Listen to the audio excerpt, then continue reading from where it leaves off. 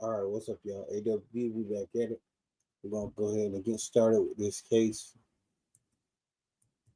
To start off, I'm just gonna play the event that happened. So we're dealing with right now. These people were arrested and searched, and they're basically trying to keep their neighborhood protected.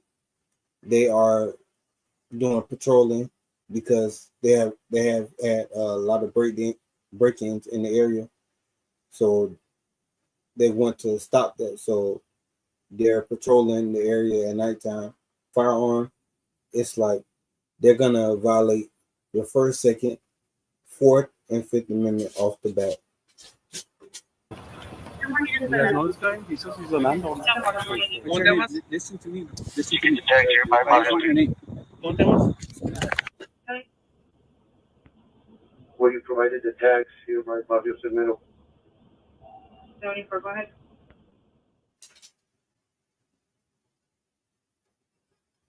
That's your problem. That is your problem, man. If you do a better job of identifying yourself late at night, you're carrying this. Hey, it's about to be exchanged. No, record this, brother. You're carrying this late at night. Which is not legal. Listen, that's your problem. You're not a good listener. Okay. We're crossing the street. That's a public park. You own that side. But that's a city park that listen up. That's a city park that we patrol. Okay. There was just a shooting on the Mexico side where a lady on this side got shot. Okay. There's plenty of witnesses. They're all cops, man.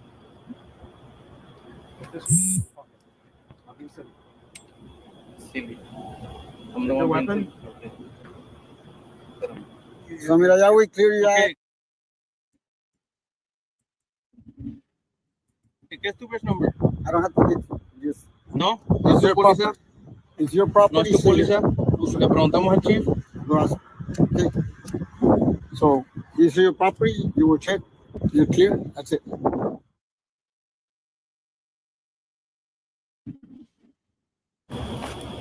That's it. That's it for now. That's it for now. Yeah, you're gonna get a lawsuit. Yeah, I'm not gonna lose any sleep, bro. No. For what? That's local. You got that crazy look on your face, man. You get sued for what? You're walking around being local y noche. Take that to court. Let's fight it in court. No, bueno, okay. No, it's because that's all we do is go to court.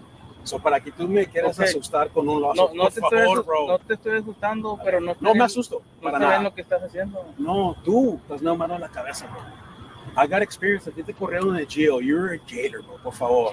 ¿Cuándo trabajó? We're investigators. Come on. ¿Cuándo trabajó en Gio? ¿Para qué tú dices el jailer? Tengo jailer license. Gio no tiene. Ellos son bueno. security. Okay. No No gano contigo, bro. No gano. We're done. We're done, man.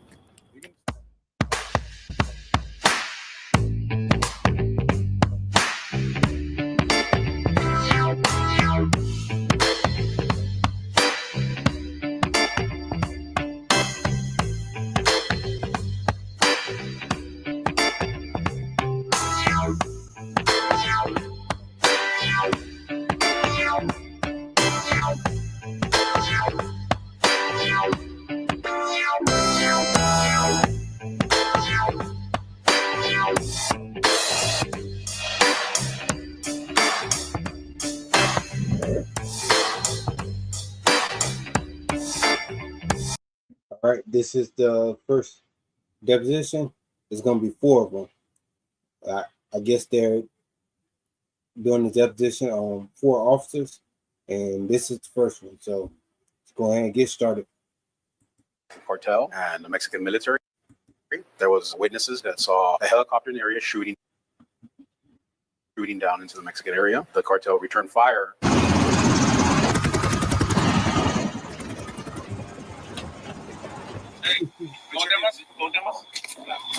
This video section demonstrates that Mr. Rincon's phone is being taken from him by you. Yes. Where a lady on this side got shot. Okay. Does this video section demonstrate you taking Mr. Rincon's cell phone from his hand for a second time? Yes. What was the reason for you taking his cell phone for this second time? We're just trying to get our point across, and so I felt that you were being distracted. Are you familiar with the United States Appellate Court for the Fifth Circuit's ruling in Turner versus Driver from February 2017? No. Gonna have to stop the recording. Judy, back up.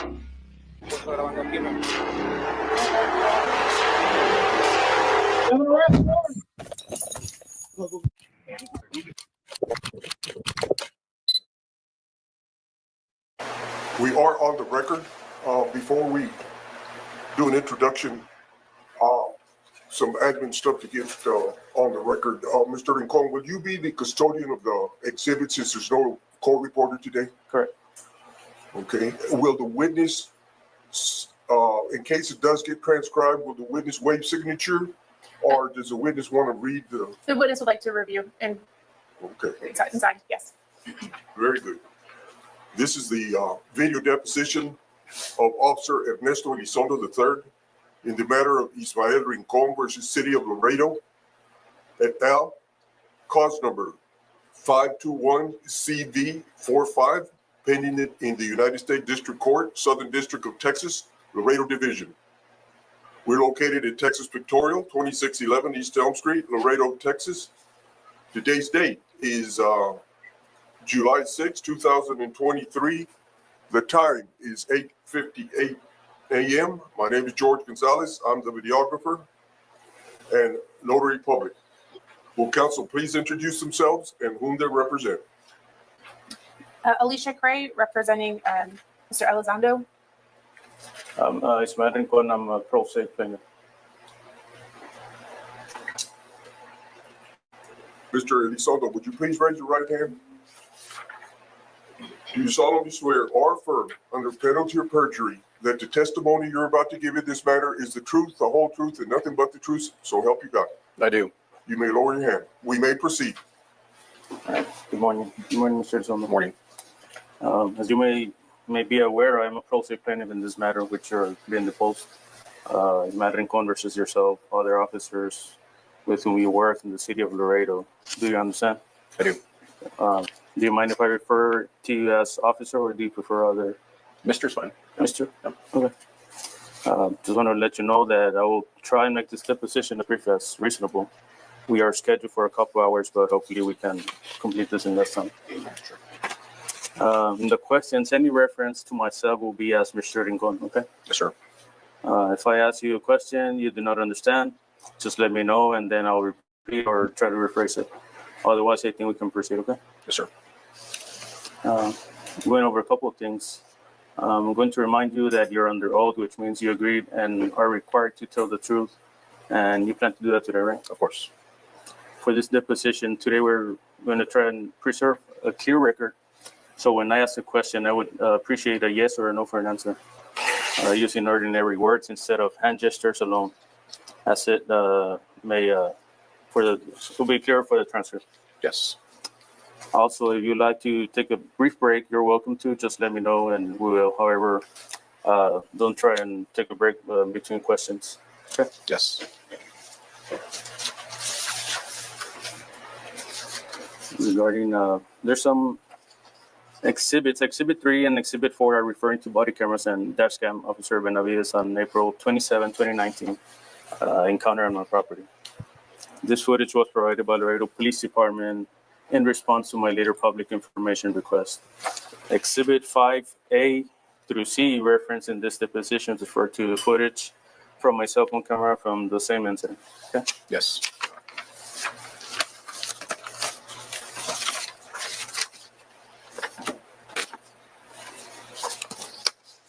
Okay.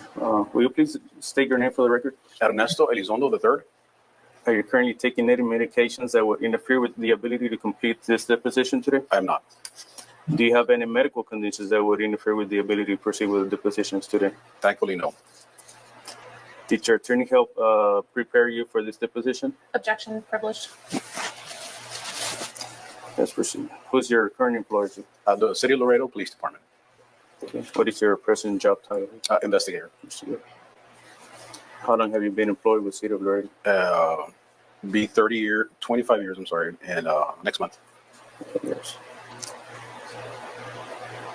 Were you employed by the City of Laredo on April 27, 2019? Yes, I was.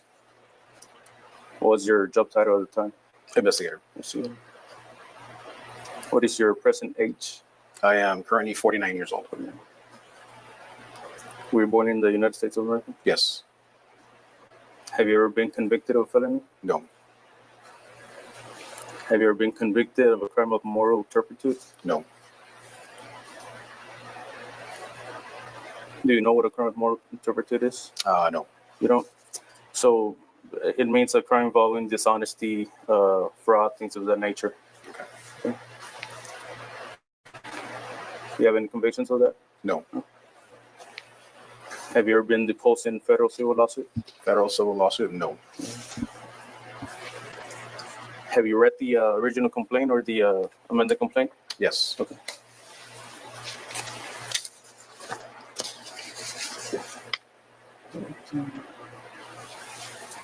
On the date of the event, were you employed by the city of Laredo as a peace officer the date of the encounter with Mr. Rincon in April 2019? Yes. What was your work schedule on Friday, April 26, 2019, and Saturday, 27, 2019, if you recall? I believe at the time of the incident, I was working in overtime detail, and it was a 10 p.m. to 3 a.m. schedule. Do you recall the shooting on April 26, 2019? I do. At approximately 10:30 p.m. involving Maria Barraza, the victim? Yes. But I think the time is incorrect, right? You said it was 10:30? 10:30. Maybe a little earlier, I think. Okay. Yeah. Well, it's in the report. Yeah, it's in the was it believed by the investigators to have been a .50 caliber weapon fired from across the border in Mexico whose bullet allegedly struck her in the cheek? Objection calls for speculation. You can answer. Okay, can you repeat it? I'm sorry. Was it believed by the investigators to have been a .50 caliber weapon fired from across the border in Mexico whose bullet allegedly struck her in the cheek?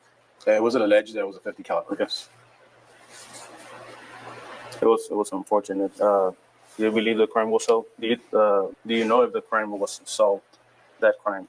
No, because they believe that it came from international land, and so therefore it was difficult to investigate.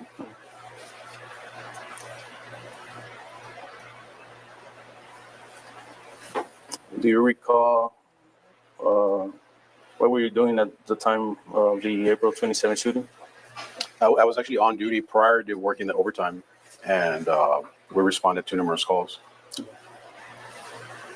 Did you appear on scene of Maria Barraza's home at any time immediately following the shooting? I'm sorry? Did you appear on the scene? No, I did not appear on scene. Did you prepare and submit any report regarding the shooting? No. At approximately 0038 hours, April 27, 2019, a couple hours later, you arrived in the area of 1102 South Meadow Avenue in Laredo, Texas, in your police cruiser. Is that correct? Yes. What prompted you to go to that location where you encountered Mr. Rincon? So prior to working that area, that was a designated area. We're working a federal grant, which is called Operation Stone Garden. Prior to going there, we normally get briefed by a patrol sergeant, right, in charge of the operation. And they brief us on any concerns in the area. One of the major concerns was the case that you just discussed. It was a gun battle between Mexican cartel and the Mexican military. There was witnesses, Border Patrol, namely, that saw a helicopter in the area shooting down in the Mexican area, and that everyone assumed the cartel returned fire, which is probably what happened to the victim in the shooting case. And so as a result, there was a high alert, and we were told, Border Patrol was on the river. Obviously that's their, priority and their responsibility. As Operation Stone Garden, we support their operation. Our job is to take a second line defense, which is normally in the streets. If they call out anything that might have gone through them, then that's our responsibility to assist them. And so that's kind of what led to our encounter. Okay, so would you say it was routine patrol? It's not routine patrol because it was a special operation to address the specific Border Patrol issues and matters and all that. All right. Let me ask a question again. What prompted you to go to that specific location where you encountered Mr. Rincon? Dispatch, routine patrol, or were you in pursuit? It was part of the operation that that was our designated area. our designated area to work. So anywhere between, I think, Slaughter Park and like Maganaheim Road, more or less, that area, that was a designated area for our units to be working. So me in specific, that was my area. Okay. Yeah. A pretty general area, but that was my area. Okay.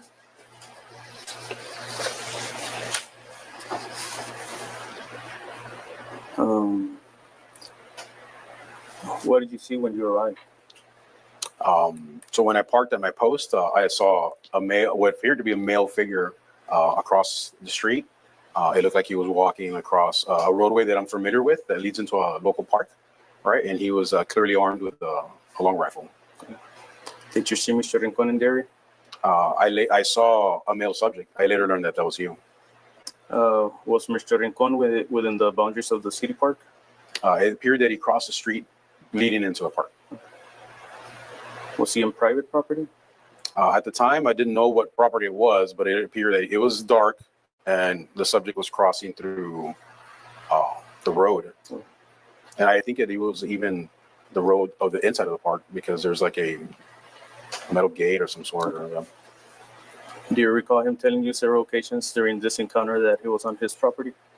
I recall that when I confronted you in full uniform, I think I asked you, are you Border Patrol? That was my first mental thought. Was like, well, because of what we already know, maybe it's a special, Border Patrol unit or something.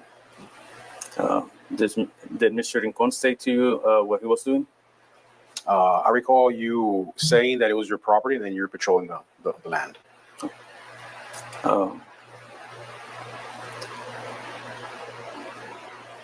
What did you observe Mr. Rincon doing when you approached him? I think when we make verbal contact, I'm assuming that you saw me coming based on what I've read. I saw you walking towards me. You were wearing the khaki shirt that we just saw. You had the sling rifle and a cap, I think. You said, did he have a weapon? You said he was right. Yeah, I observed a long rifle, yes. How was he carrying and holding the rifle, if you recall? Yeah, it was slinged and it was pointed downwards. Okay. Did he ever aim the rifle at you or anyone, to your knowledge? No. Do you recall aiming your service weapon, Mr. Rincon? No, I do not. Did you take possession of Mr. Rincon's Ruger 22 caliber rifle? I did, yes.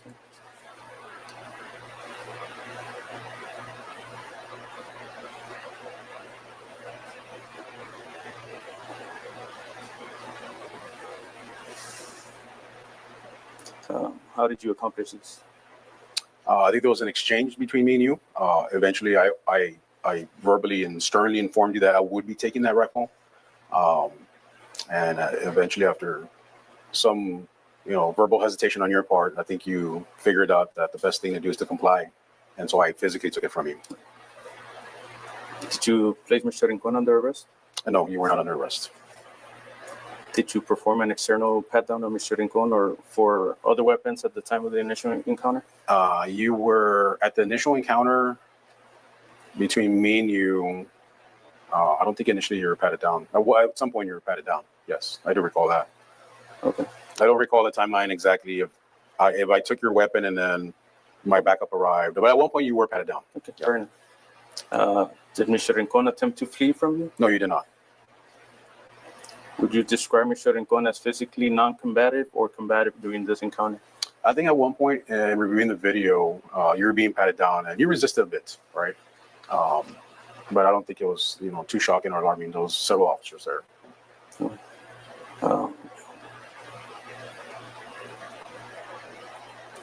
What did Mr. Rincon do to make you believe that he was dangerous during this initial encounter? I just think that at the beginning, it was just a very unfortunate, I think that, I approached, I think in a soft manner. I didn't have my lights on. It was clearly a marked unit. I was wearing a marked uniform. I was in duty. And then some of the first things I said was, hey, are you Border Patrol or something along the lines? But based on the information that we had, I said that this needs to be checked out. And so, that's how I felt. Yeah. Do you recall handcuffing Mr. Rincon at this moment? I don't recall. I don't think I did the handcuffing. I think there was a second officer that did the handcuffing. Do you recall using your issued service radio to request officers for support backup? I'm sorry, repeat that. Do you recall using your service radio to Okay. request other officers for support or backup? I think I might have radioed something in because they showed up. Yeah, so that's quite of a blur, but I might have. Yes. Did you request? Did this request come after you secured Mr. Rincon's 22 caliber rifle? Oh, that's a good question. I think that it was simultaneous. I think that we kept each other kind of like at, kind of like the way we are now. Uh-huh. And then I felt backup low, and then that's kind of when if I remember correctly, I think. What do you recall stating in general terms? If you cannot recall specifically what you said, your requirement for the needing for backup. I don't recall. I must have said something. We normally communicate on a different channel because it's high intensity. We stop and investigate a lot of suspicious activity. So I must have said something like, the location and somebody assist, I guess. Okay. Generally. Was Mr. Rincon under arrest at any time during this encounter, to your knowledge? To my knowledge, you were never under arrest. Did you ask him to produce his identification? I asked. You were repeatedly asked to produce your identification. Did Mr. Rincon comply with the request? Did I remember that you didn't? So I think it was taken from you. Were you wearing a body-worn camera during this encounter? I was not assigned a body-worn camera.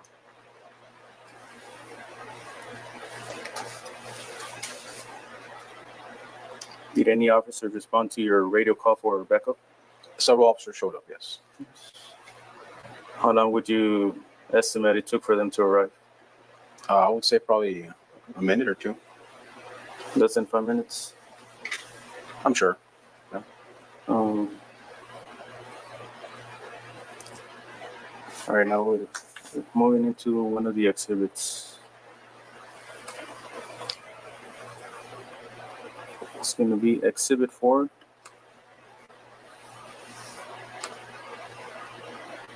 Okay.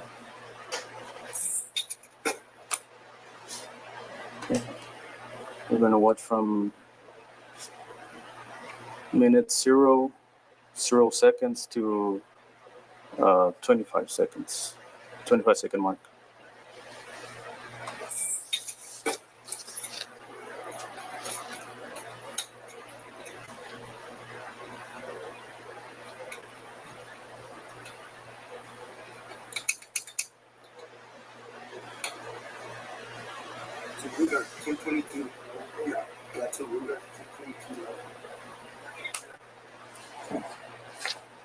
So, okay.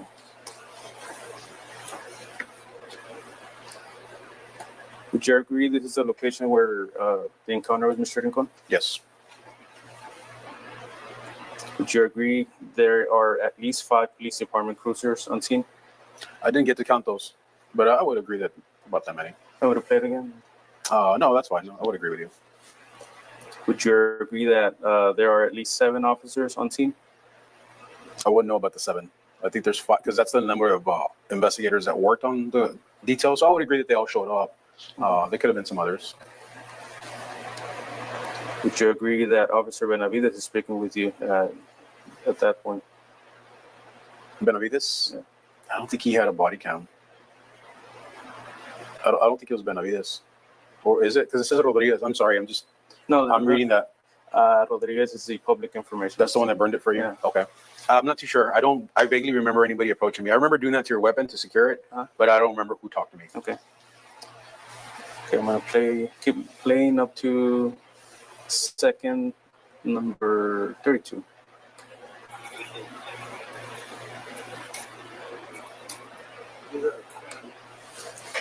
Okay. The officer Benavides tell you that the rifle you were inspecting was a AR-22 caliber rifle? I think I can't really hear what's being said, but I think I heard that in the audio. I don't remember it then, but now that I'm hearing it. Okay. Yeah.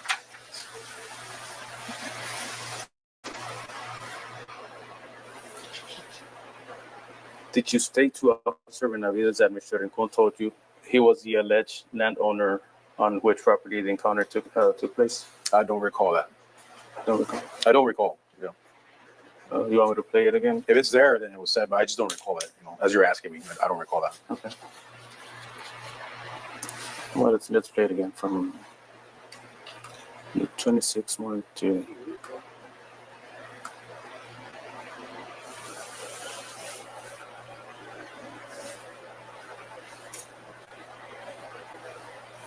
Let's just start from there. Ruger 1022. Yeah, it's a Ruger 1022. Is that the part we're using?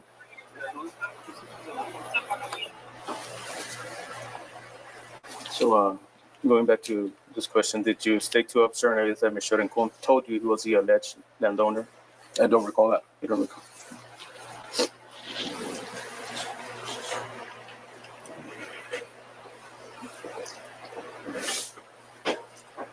Okay, I'm going to switch to exhibit number 3.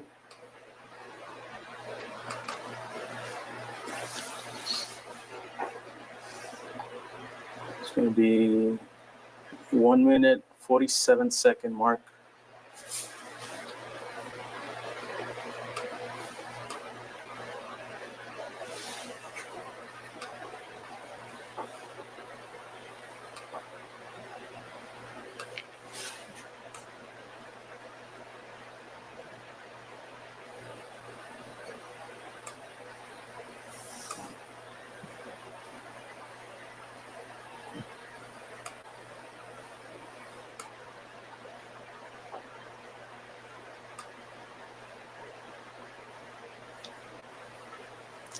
I'm going to start it at 41 because I'm not going to go to 47.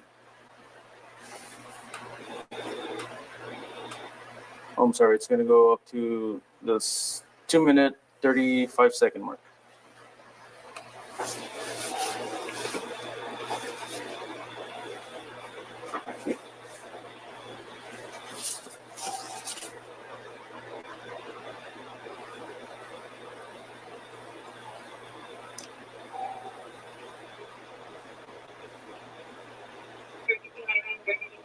Someone gets back and that.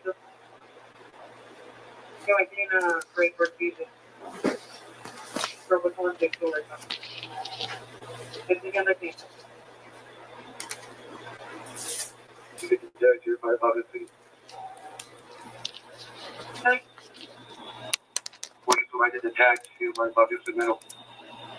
74, go ahead.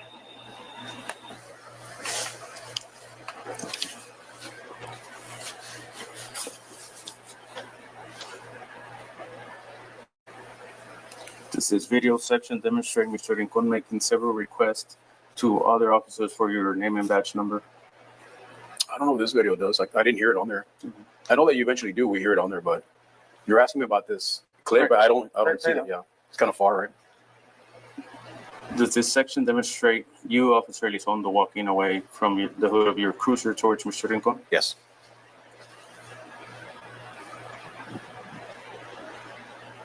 What was your intention as you approached him? I don't recall it. Was I gonna go meet with everybody else to follow up what was going on? I think they were still trying to get you to say your name, and yeah. I think there's some other videos that you have that show all that, right? Okay, let's go to the next question. Okay. Does this video section demonstrate you, Officer Elizondo, reaching and apparently taking Mr. Rincon's cell phone while he was recording the encounter in Exhibit 3, what we just played right now? I can't see it from here because this is a poor, poor image, I guess, or it's very distant. But what you're referring to does come out on a different video. So on this one, you're asking me about this video. I don't see it here.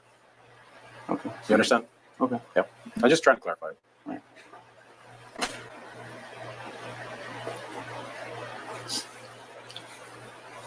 Okay, so let's look at the other exhibit then. This would be Exhibit 5A.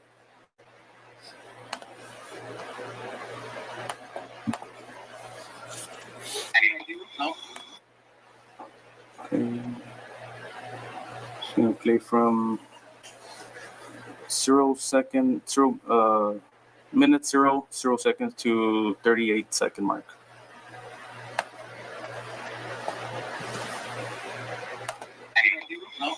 What's your 0002 864 Why are we making an issue? Porque it shouldn't be an issue. Todo es mi propiedad. It shouldn't be an issue. We just want to make sure. You can report on it. 32, estamos despachando, Blanco. Just give me your name. ¿Cómo te llamas? Just give me your name. Se va a tener break for Jesus. You see my name here. No, Robot 164. You're going to talk to him right now. ¿Cómo te llamas tú? What's your name? Hey, ¿cómo te llamas? Listen to me. Listen to me. What's your name? ¿Cómo te llamas?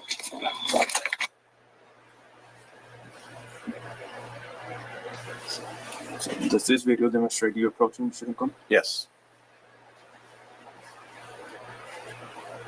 Does this video section demonstrate Mr. Rincon making requests for your name and badge number to other officers? Yes.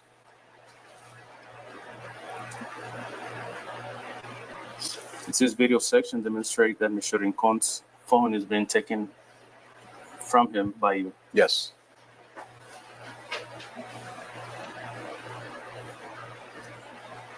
Did you ask Mr. Rincon to give you his cell phone?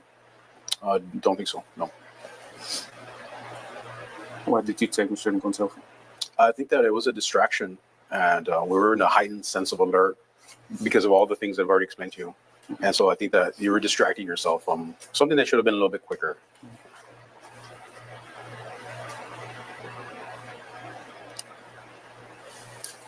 Would you say that this video section demonstrates Mr. Rincon willingly giving you his cell phone? No.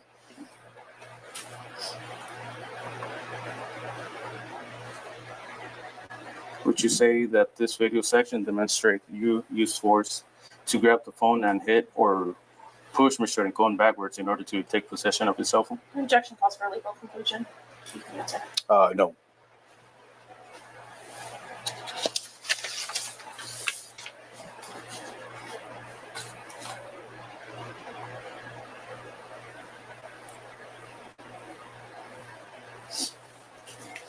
Is there a name used by the Laredo Police Department or its officers for this technique of taking someone's cell phone or other small property? No.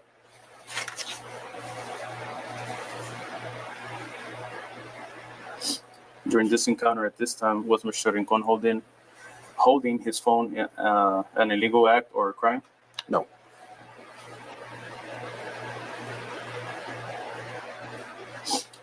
During this encounter at this time, was Mr. Rincon holding his phone and recording the encounter an illegal act or crime? Objection calls for a legal conclusion. No.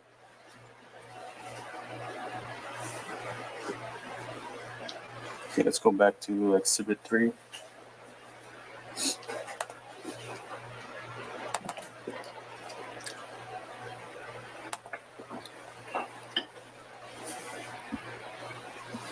It's 2-minute 35-second mark to 2-minute 50-second mark.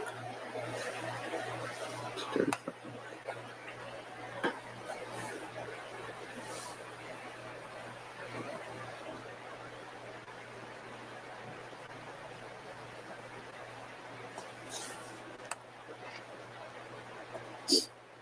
I'm going to start at 2:24.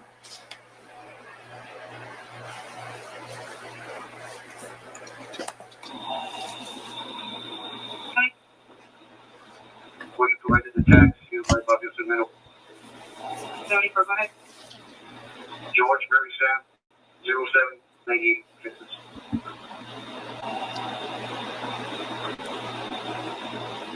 I'm going to afford that, Tuesday.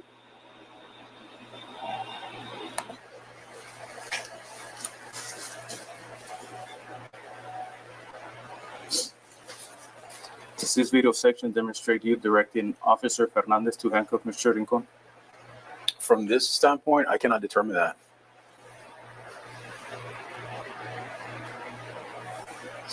Did this video section depict Mr. Rincon attempting to flee?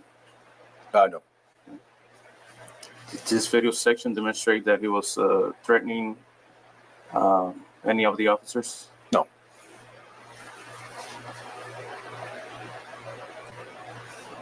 Did this video section demonstrate Mr. Rincon being violent or acting as a threat to anyone? No.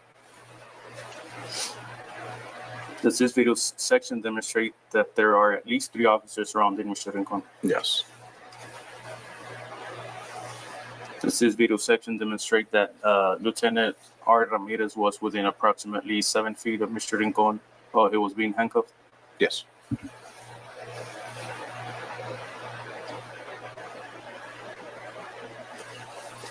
Why did you direct Officer Fernandez to handcuff Mr. Rincon? I think that based on everything I said before, our very heightened sense of alert that we had in that area, based on the information that you also learned, which is on the Mexican cartel avenue shootout, it's common knowledge and intelligence. And then what happens when there's a battle like that? A lot of those criminal subjects flee into the United States, and so we received that information from Border Patrol. Did it happen that night? I don't know, but when we were briefing earlier that day, that's the understanding and the perception that we get is that, hey, this might be something that we encounter tonight. And so, being that when I saw you, I had that feeling that maybe he's law enforcement. But when we quickly determined that you were not, because you just didn't want to cooperate with any of my requests, I felt that you were dragging it on and we needed to be there longer than we had to. At one point, I think you just need to be secured. I don't know to what level it would have mounted, but you just seemed like you were notching up, your lack of cooperation with police. Was Mr. Rincon under arrest at this point? You were not under arrest, no.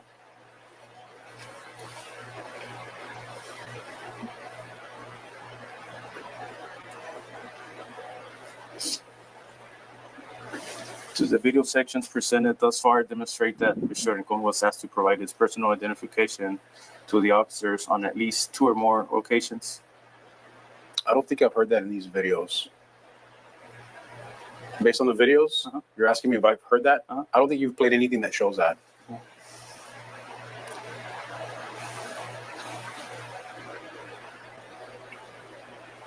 To your knowledge, did Mr. Rincon comply with this request?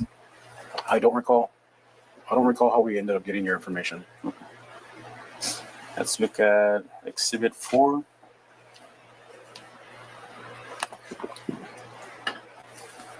Two-minute, 35-second mark.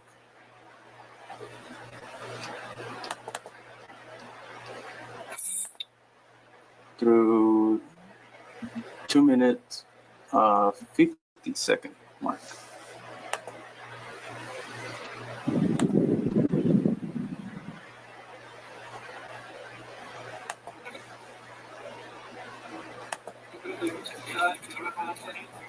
Yeah, it comes out of your cell phone. Do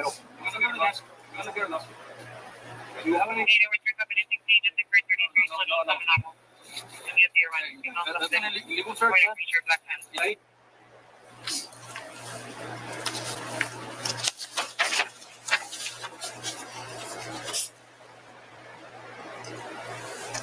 On this video section, does this video section depict you and Officer Fernandez reaching into Mr. Rincon's pocket? Yes. What were you searching for? You were failing to provide identification, if I recall correctly. So what were you searching for? There must have been a multitude of things, because the identification, you had a weapon, your lack of cooperation. So it's a Terry frisk. And so the whole thing is a Terry stop. And so we're searching you for additional weapons. We'll get to that in a bit. Does this video section accurately depict Mr. Rincon protesting your search of his pockets and person by stating, no, illegal search, man, illegal search? Yes. Does this video section depict you, Officer Elizondo, taking Mr. Rincon's wallet or other articles of property from Mr. Rincon's person? Yes. What was the purpose of your taking Mr. Rincon's wallet? To obtain your information. Was Mr. Rincon required to provide you with that information? I don't recall. Can you try answering that question? Oh, I'm sorry. Can you repeat it? Was Mr. Rincon required to provide you with that information? It would have been helpful to minimize everything that happened from the beginning, just to provide your information so we can verify that you own the land and you were not the threat that we thought you were. And so you were being legally detained. You were not under arrest. But I think that in an effort to satisfy all the concerns that we had, it was necessary to identify you. But at that point, you were not under arrest. So can you answer no. this one with a yes or no? Oh, no. Yeah, no. Okay.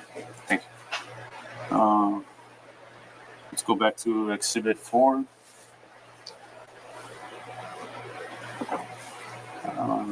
3-minute 4-second mark through 3-minute 8-second mark.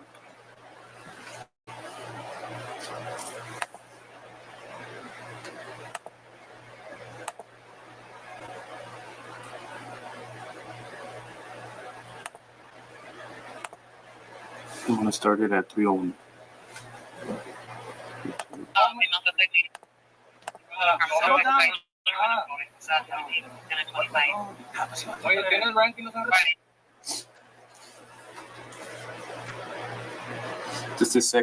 This video section, depict you referring to Mr. Rincon as a cabron? yes. What does cabron translate in English to your understanding? I would say circumstances. the jerk.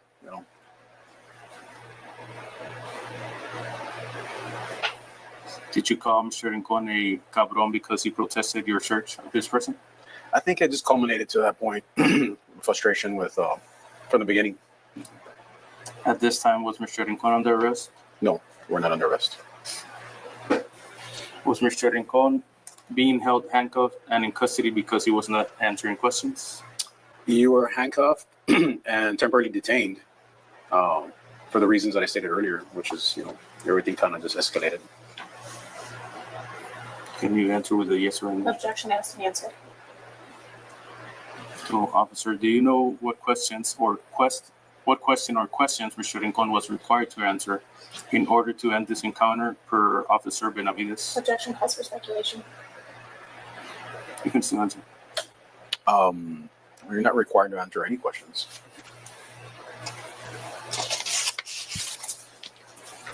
Did you remove Mr. Rincon's license or other identification card from Mr. Rincon's wallet, or was it Officer Fernandez? I don't recall if I removed it or someone removed it, but eventually came into our possession. Okay, so you don't recall. I don't recall exactly how I got into. Did you, by radio or otherwise, call in to your dispatch and provide them with Mr. Rincon's identifying driver's license number? We did check, yes. Did they confirm to you that Mr. Rincon had no active warrants? They confirmed that you're clear. Did you then return your from your cruiser and return Mr. Rincon's wallet, cell phone, and Ruger 22 caliber approximately 15 minutes later? You got me in the timeline. I don't know about that, but everything was eventually returned to you.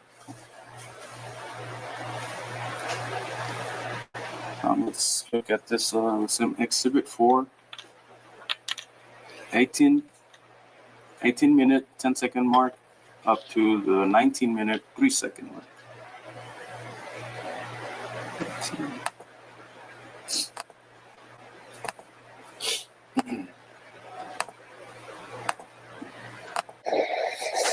Listen up, man. Listen up. That's your problem. Daddy asked you, hey, you work to your ID, whatever reason you think you want the ideas. That is your problem. You do a better job of identifying yourself. Who's lighting you up? Carrying this. Hang us about to be exchanged. Oh, report this one. Carrying this. Late at night is not legal. Listen, that's your problem. You don't have to keep listening. You're crossing the street. That's a public park. You own that. That's a city park. Listen up. Listen up. That's a city park that we patrol. That was just a shooting on the Mexico side where a lady on this side got shot. There's plenty of witnesses. All cops.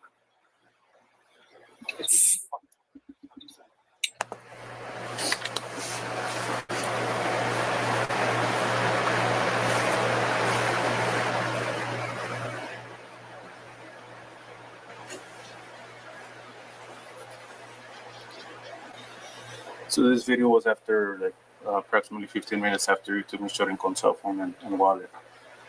Does this section of the video depict Officer Benavides directing Officer Fernandez to remove the handcuffs from Mr. Rincon? I don't recall how or when you got the handcuffs removed. Eventually you did. I just don't recall who did it or at what point. Was this done with your authorization or approval? I don't recall that it required that. I think, no. Or not that it wasn't, because of my approval. They were removed. I don't know at what point, how that was decided. Does this section of the video, Exhibit 4, 18-minute 10-second mark to 19-minute 3-second mark, depict Mr. Rincon after receiving his cell phone from you, activating the camera and recording you and this encounter from the second time? For a second time, I'm sorry. Yes.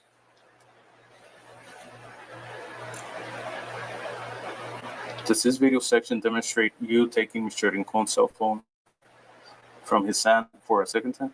Yes.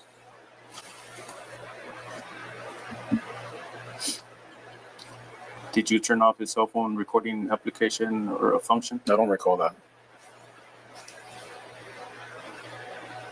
Does this video section demonstrate that you withheld Mr. Rincon's phone from him and then several seconds later placed in his shirt pocket? Yes.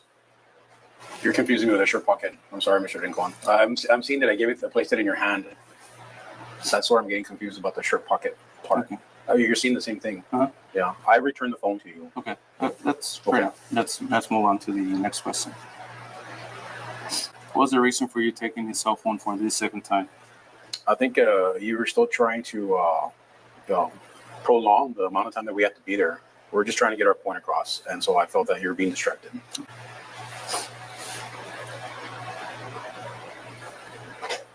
Let's. We have another angle. That would be Exhibit 5B.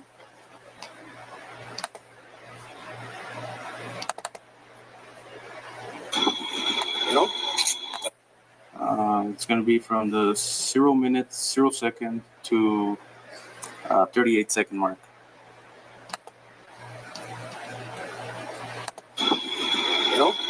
That's your problem. That is your problem, man.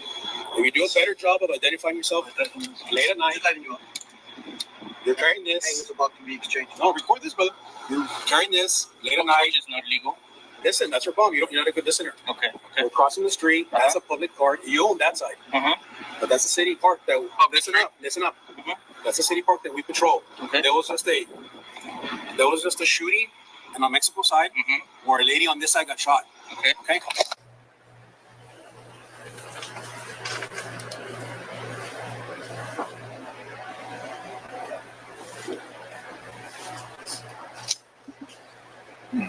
Does this video section depict essentially the same account as my Exhibit 4 that we just watched at minute 18, 10 seconds through 19, 3 seconds, just presented to you? It appears so, yes.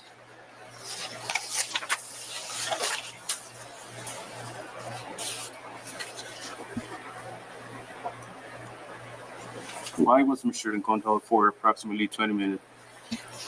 That was the amount of time that we had to do just a minor investigation, run your information, determine that you're being truthful.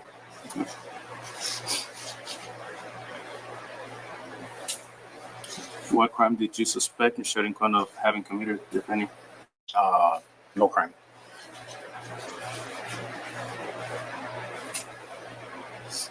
Do you recall Mr. Rincon stating that Officer Fernandez injured his shoulder when you and he searched his pockets? I don't recall that. Do you recall that Mr. Rincon requested EMS assistance on at least 3 occasions after Officer Fernandez injured his shoulder? I recall mention of it. I don't know how many times, but there was mention of towards the end. Where was EMS not contacted? I don't know who that was directed towards. I just didn't feel like that was directed towards me.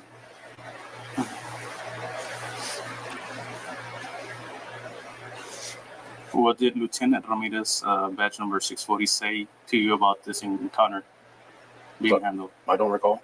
Okay.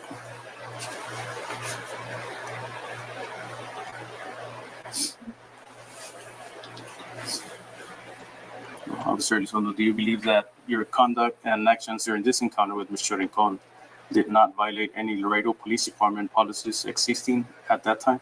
Objection calls for legal conclusion. Can answer. I don't feel I violated any policies.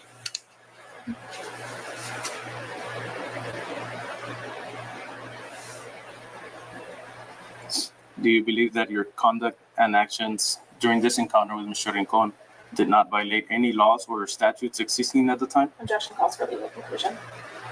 I don't feel like I violated any laws. Are you familiar with the United States Appellate Court for the Fifth Circuit's ruling in Turner versus Driver from February 2017? No. Did you have any training regarding this ruling for citizens' right to record public servants in the performance of their official duties? I don't recall. Are you familiar with the United States Supreme Court ruling in Terry v. Ohio from 1968? Familiar with it.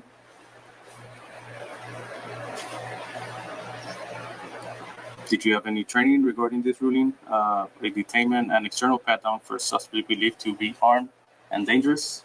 I don't recall.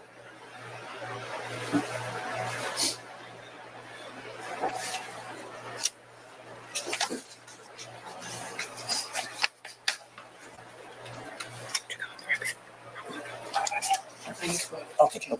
Yeah. The time is 9:55, we're off the record. The time is 10:05, we're on the record. Okay. Mr. Elizondo, this would be the last question. For purposes of possible award of punitive damages to the plaintiff in this case, can you approximate your net worth in dollars this time? I cannot, no.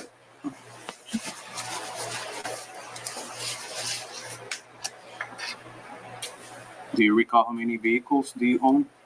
How many vehicles I own? 2 vehicles.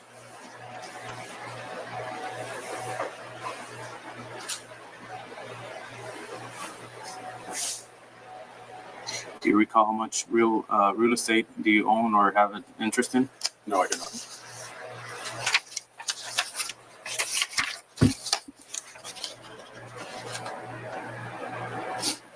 How much were you paid by Laredo PD last year? My salary last year was approximately 90,000.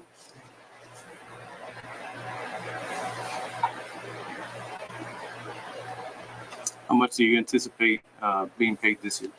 The same.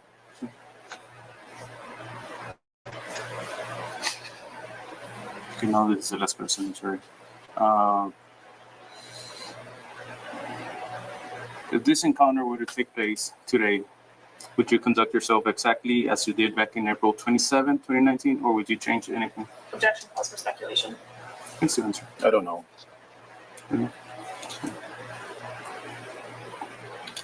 If you would change anything, what would you do differently? I don't know. Okay, so that's it for me. That's it for me. Thank you. Thank you. I reserve. This is the end of the deposition. The time is 10:07, we're off the record. All right, we about to just get right into the second deposition. But as you see, that cop was, to think we're hiring people with such mental incapacities or incapacitaties. However I'm trying to think of the best way to say it without saying complete dummies, but the way he handled that was obviously terrible. He knew what he did wasn't right. Be surprised. You stay with the phone, guess what you're gonna do?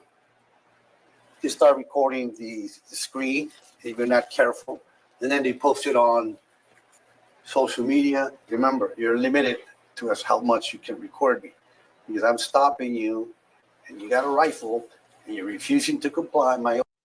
You're not limited to how much you can exercise your First Amendment right. And the only thing that would limit it is if it's like hate speech or you're doing something that's violating somebody else's rights, not just because he felt like it. Orders. I mean, you were holding a rifle too, buddy. You were holding a rifle, a cell phone, back and forth, and like, what's he gonna do? You know, record it, or what's he gonna do? It's obvious you don't like the law. You displayed it that night, you know, or have a problem with the law. Most people do not. 9 out of 10 encounters, people are so cooperative, especially in this area. I've never had anything like that happen. For ID purposes, if you refuse to hand it over by your own volition, then carefully grab the wallet, preferably in front of the camera, so you can see what you're doing. You know, that way, the ID, I don't go in there and take everything out. No, just to see the driver's license and look at you and run traffic. I got confirmation that it is who he says he is. Do you recall how many vehicles do you have? What does that have to do with anything? We are on the record. This is a video deposition of Officer Arturo Benavides in the matter of Ismael Rincon versus City of Laredo, Texas, et al. Cause number 521CV45, pending in the United States District Court, Southern District of Texas, Laredo Division. We're located in Texas Pictorial, 2611 East Elm Street, Laredo, Texas. Today's date is July 6, 2023. The time is 10:44 a.m. My name is George Gonzalez. I'm the certified legal video specialist and notary public. Will counsel please introduce themselves and whom they represent? Alicia Cray, representing Officer Benavides. Ismael Rincon, I'm a pro se plaintiff in this case. Benavides, would you please raise your right hand? Do you solemnly swear or affirm under penalty of perjury that the testimony you're about to give today in this matter is the truth, the whole truth, and nothing but the truth, so help you God? I do. You may lower your hand. We may proceed. All right. Morning, Mr. Benavides. Morning. As you may be aware, I'm a pro se plaintiff in this matter, which you are being deposed. This matter in versus yourself, other officers to whom you worked, and the Laredo and the city of Laredo. Okay. Do you understand? Yes. Do you mind if I refer to you as officer, or do you prefer any designated name? Officer's fine. Just want to let you know that I will try to make this deposition as brief as is reasonable. We are scheduled for less than a couple hours. Hope you can complete it in less than that time. And the questions, any reference to myself would be as Mr. Rincon, okay? What? Any reference to myself would be as Mr. Rincon, okay? If I ask you a question you do not understand, just let me know and I will repeat it or rephrase it. Otherwise, I think that we can proceed, okay? Sure. I'm going to go over a couple of things. I'm going to remind you that you're under oath, which means you've agreed and are required to tell the truth, and you plan to do that, right? Yes, sir. For this deposition today, we're going to try to preserve a clear record. So when I ask a question, I would appreciate a yes or a no for an answer using ordinary words instead of hand gestures to make it clearer for a transcript.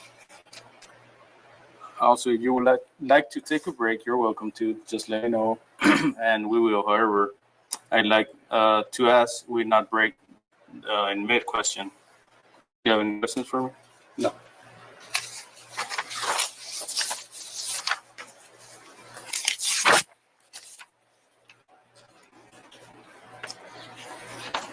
We have Exhibit 3 and 4 I will be referring to as body camera and dash cam of Officer Benavides from the April 27, 2019 encounter in my property.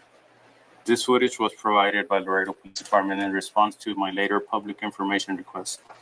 Exhibit 5A through C reference this deposition referred to footage from my cell phone camera in the same incident.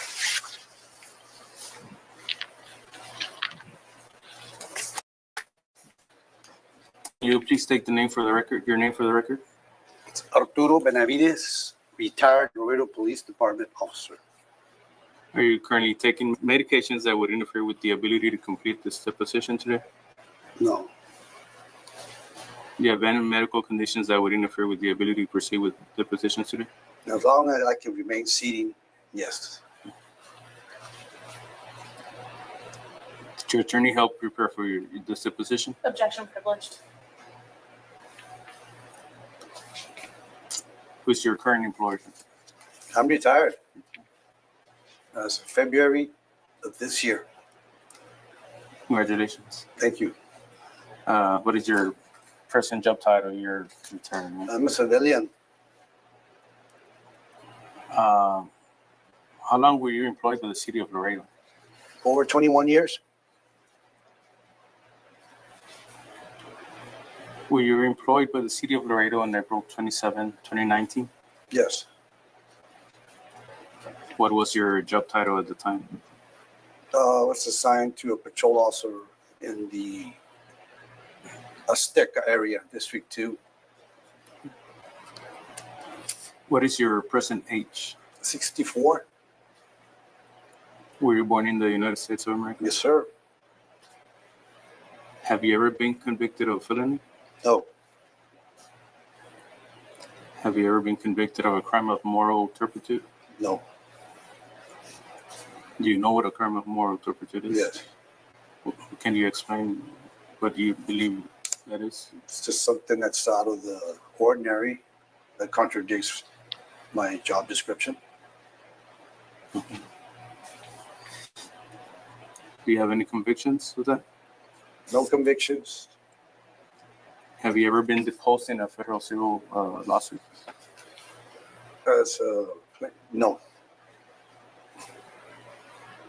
Have you read the original complaint or any of the amended complaints in this case? Yes.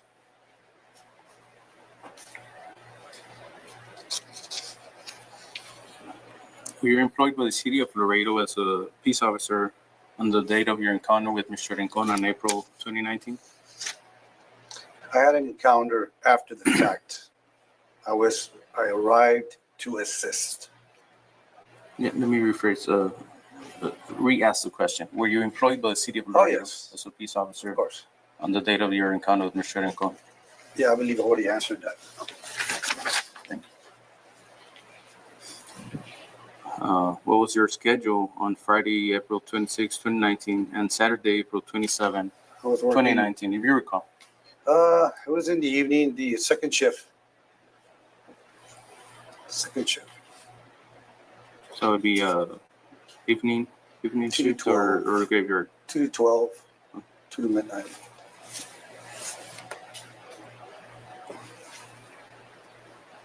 Do you recall shooting?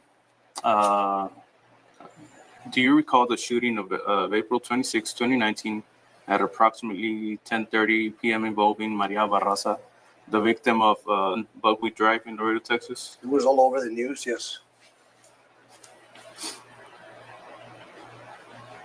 Was it believed by the investigators to have been a .50 caliber weapon fired from across the border in Mexico whose bullet allegedly struck her in the cheek? Objection calls for speculation. You can answer. Yeah, you can answer. Okay. That was the alleged. Because it's been happening for years. People just stop calling Yeah. unless they get hit or grazed. Yeah. It was unfortunate, but do you know if that crime was solved? No, That particular I one? had nothing to do with that case. Okay. Do you recall what you were doing at the time of the April 26, 2019 shooting? No, I don't recall. Mhm. Several years ago. Did you appear in the scene of Maria Barraza's home at any time immediately following the shooting? No, Did you prepare and submit any report regarding the shooting? no. Were you alone on this call, or was there another officer with you? Okay. On your call, Uh-huh. on your call. Right. I only recall Ernie Elizondo and some Fernandez, and some other ones that were in the dark. It was pitch dark, pitch dark. We had no choice but to use as much illumination as possible. And I only remember those two. Okay. But I know there were more. There were like back. All right. I'm not sure how many.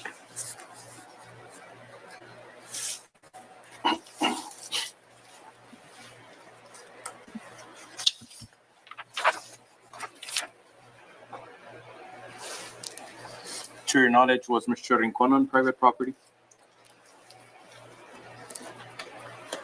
Like I said, I was an assisting officer. I had to cross over approximately 2 miles plus to assist on the call on the computer display that we have, subject with rifle. So it took me a few minutes to get there. When I got there, I saw police officers, some drawing guns, and I saw you, they were identified as man, having some type of argument as to your rights and lefts, and you also were just telling you, can you just cooperate and make this short and simple? What I can tell you in all my years, besides PD, I was 15 in the Webb County. In all my years of experience, never have I seen such restraint from these officers. They're all seasoned officers, number one, including myself. I would not have seen that in a different type of officer. These were seasoned guys. And then with all the rhetoric with police, it kind of makes you hold back and give the person a little bit more time. And not just go in there gangbusters. Very careful about that. That's something we had to go through, and they're still going through all over the world, all over the country. So I just saw a conversation between you and the officers. You wouldn't identify yourself. And the officers were calm, no screaming, no nothing like that. But I noticed something in your hands, so I get you up. And that, my flashlight keeping on your hands is normal. I had a choice either to draw my gun, which I had every right, but I decided not to. There were some other ones there. And I was just lighting those hands up. I said, "Oh, rifle, that's a semi-auto. I know my rifles." And I just keep lighting you up. Of course, I'm on the tire with that flashlight. Switch it over here. And it seemed like an eternity just lighting you up as much as I could. And then before my light went out. And so I just kept my flashlight on your hands, making sure, in my opinion, from what I've been taught, this is already, there's no such thing as a low ready down here or a high ready. There's no such thing. It's in your hands. At a flick of a movement, we're down. That's something we're taught, you know. But they use the discretion. They're more senior officers. I let them do the talking. I did not interfere. I let the lead man talk to the point that it was, in my opinion, a lot of leeway to you, Mr. Rincon, and incredible amount. I've never seen that in my career, but I understand why. The fear and all this anti-police stuff going on. And I understand why Ernie did that.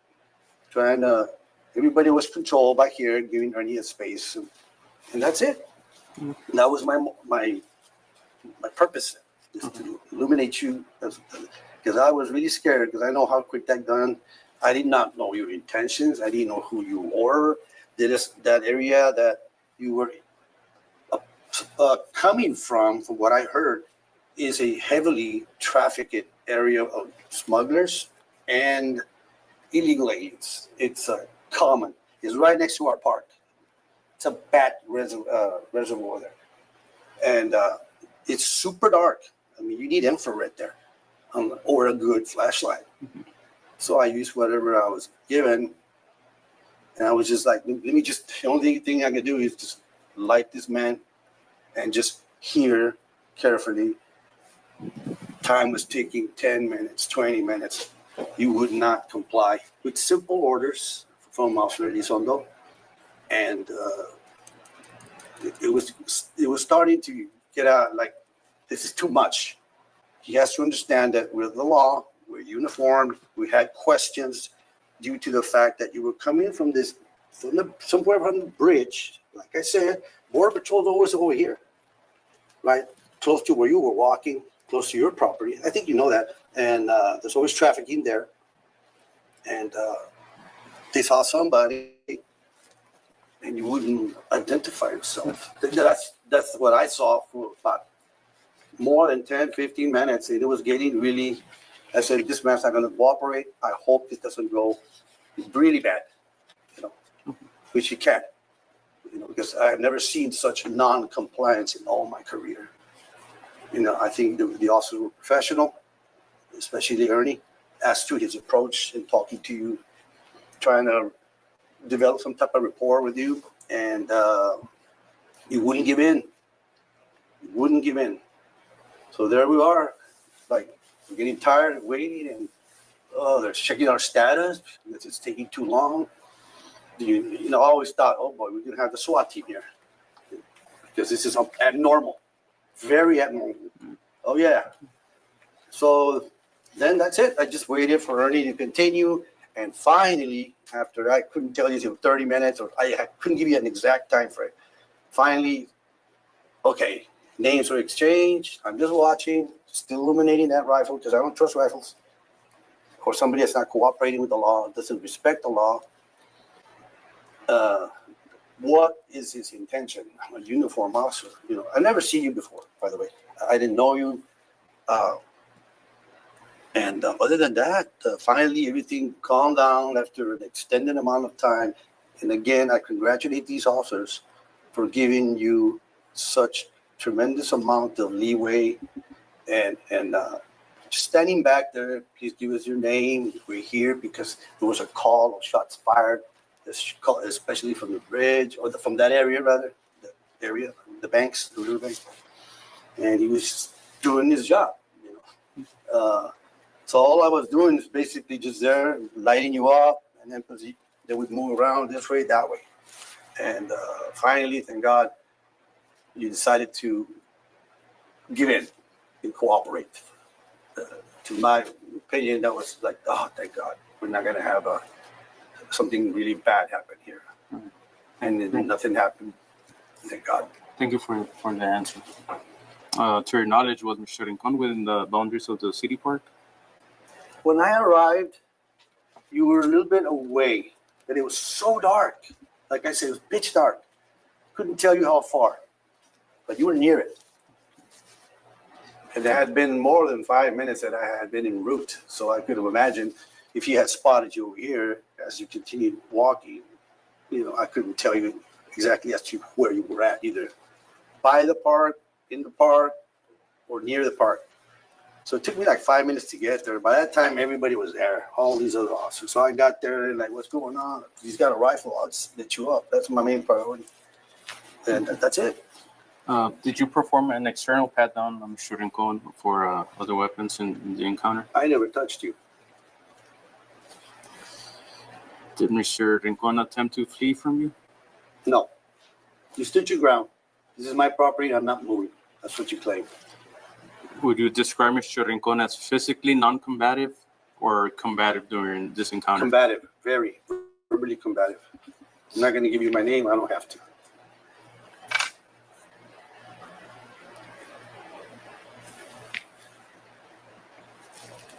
What did Mr. Rincon do to make you believe that he was dangerous during this encounter? I've never seen anybody in all my years not comply with a police command. Especially when they're holding either an AR-15, AK-47. In your case, it was a Ruger 22, which is a semi-auto. Was Mr. Rincon under arrest during this encounter, to your knowledge? Was what? Under arrest. At that point, you were being detained to investigate as to why you were coming from the riverbanks, according to Mr. Elizondo. And where the riverbanks is, like I said, the city property. But I didn't see you in there. Like I said, it's a 5-minute travel. You could have traveled from this point to your property while I was en route. That's all I can. It's very clear and it's very obvious. Did you ask Mr. Rincon to produce his identification to you? You were not me, but I heard my fellow officers. You refused to give it verbally. You refused to provide a card. Nothing. You just held on to that rifle for dear life. Did Mr. Rincon comply with that request?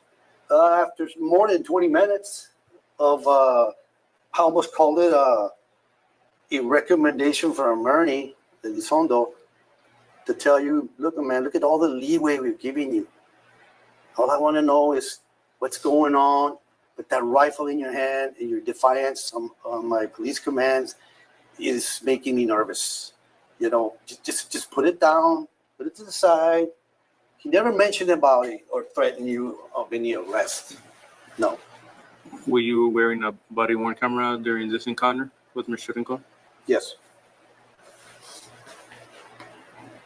At approximately 12:43 a.m., April 27, 2019, you arrived in the area of 1102 South Meadow Avenue in Laredo, Texas, with your police cruiser. Is that correct?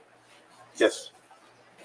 What prompted you to go to the location with the encounter with Mr. Rincon? Were you dispatch routine or? I self-initiated. It's a heavy call. All the manpower, and I knew it wouldn't take me long to get there. It's called assisting crossing over on a dangerous call that could get out of hand. What do you recall stating in general terms, if you cannot recall specifically what was said through dispatch regarding the officer's need for backup? I don't recall that. All I remember is reading the narrative on the. I did hear initially subject by the part. We use a code 32, which is rifle, pistol. That's enough for me. You know, I cross over. I'm always late because it's a little distance away. You know, nothing's too far from. Laredo's not that big. It doesn't take you that long to cross over with lights and siren. How long would you estimate it took you to arrive to the scene?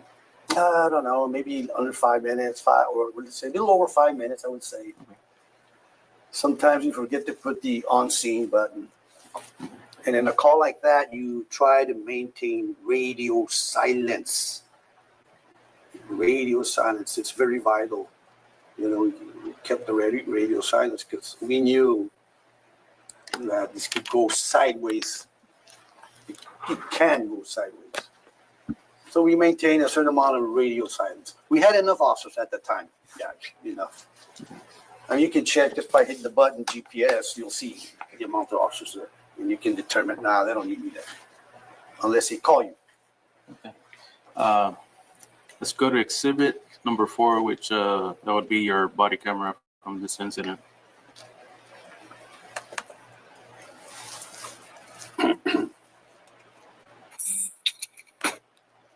We're going to play from 0 seconds to 25-second mark.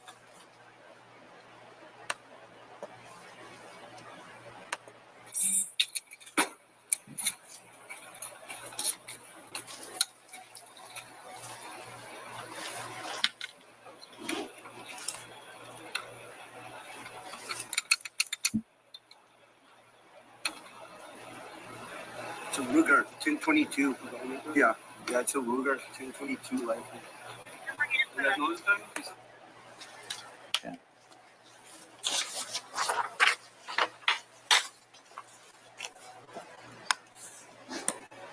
Would you agree that this video section depicts that the location of the encounter with Mr. Rincon? There's no way. It's just dark on top of a hood. It doesn't give me a location. All it does is give me minus 99.47. That's longitude, latitude. I don't know, but it doesn't show me a location because I know it was pitch dark. Whatever illumination you have there is officers' flashlights, and I believe they used the hood of a car. So I couldn't tell you specifically where that car. I don't recall. Let me try rephrasing that. Now that you know about the case and you saw a portion of it, would you agree that in this video section it depicts the location of the encounter with Richard Rincon? I don't see Not, you not, anywhere. not at the time. Yeah, I don't see you anywhere there. I see a rifle on that video. You can rewind it. I don't see you there. I don't know who gave it to him or what. I don't see that on video. Okay, let's move on to the other one. Would you agree there are 5 police department cruisers on scene? I don't recall. Would you agree that there are at least 7 officers on scene? 7? I don't recall. Would you agree that you are speaking with Officer Elizondo at 26-second to 32-second video section? Let me play that real quick. Please. Yeah.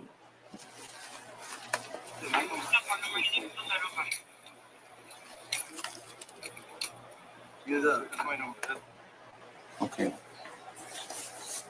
Would you agree that you were speaking with Officer Elizondo in that section of the video? Let me ask you a question. That body cam that you're showing me, who is Al Rodriguez? They placed it there, the public information officer.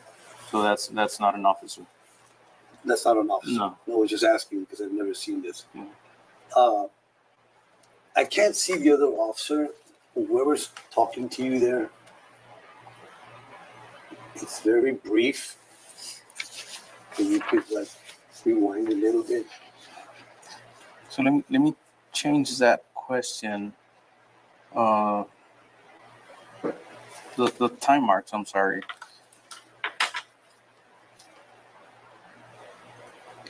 It's gonna be from 0 second to 0:32 to 0 second to 32-second mark. Okay. Let me play that again. I'm sorry.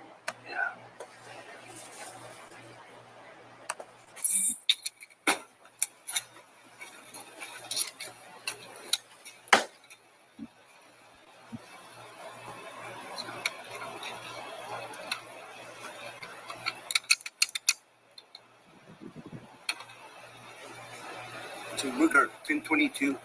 Yeah, it's a Ruger 1022. That's my voice. You guys know this guy?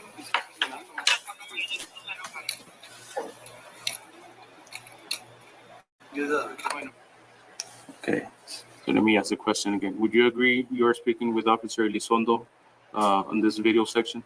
Yes, I recognize my voice, but I wouldn't have recalled. But the audio that's my voice. You are speaking to Officer Elizondo at that point? Yes. Does this video section depict you telling Officer Elizondo that the rifle he was inspecting was a 22 caliber rifle? Ruger 1022. Does this video section depict Officer Elizondo telling you that Mr. Rincon told him that he was the landowner of the property on which the encounter took place? I don't recall. You want for me to play it again? You want for me to play it again?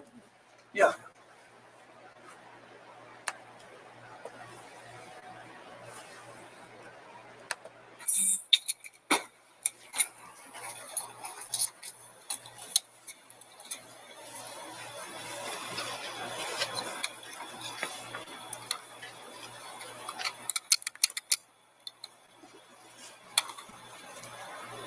It's a Ruger 1022. Yeah, it's a Ruger 1022. You guys know this guy? He's a landowner. I noticed he didn't respond. Okay, so let me ask the question again. Does this video depict Officer Elizondo telling you that Mr. Rincon told him that he was a landowner of the property in which this incident took place? No, I didn't hear that. No.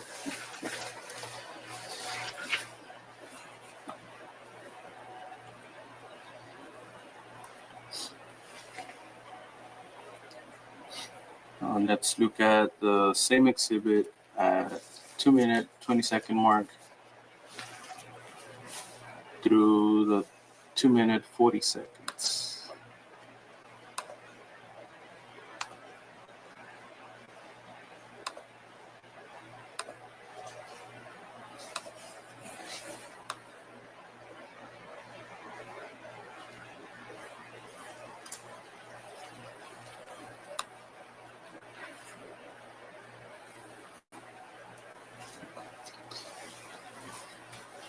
I'm gonna start it on the 2-minute 33 seconds. Yeah,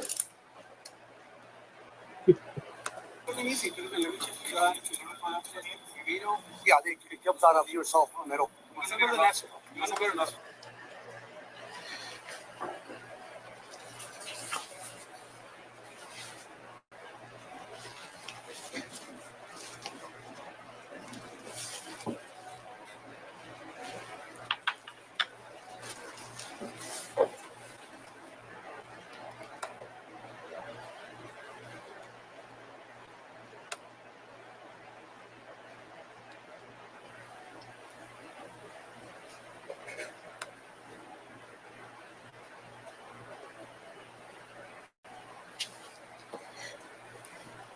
Let me do a correction on the time.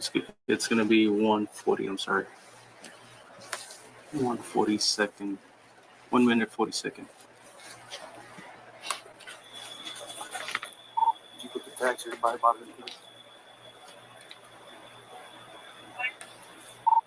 where you provided the tags here by Bobby Submittal. George Mary Sam 0798 Texas.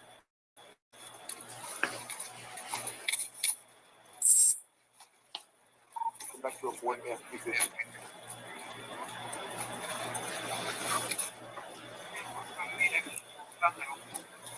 The audio was very poor. I can't hear the voices clearly or loud enough. You're walking around with a gun at night. Yeah.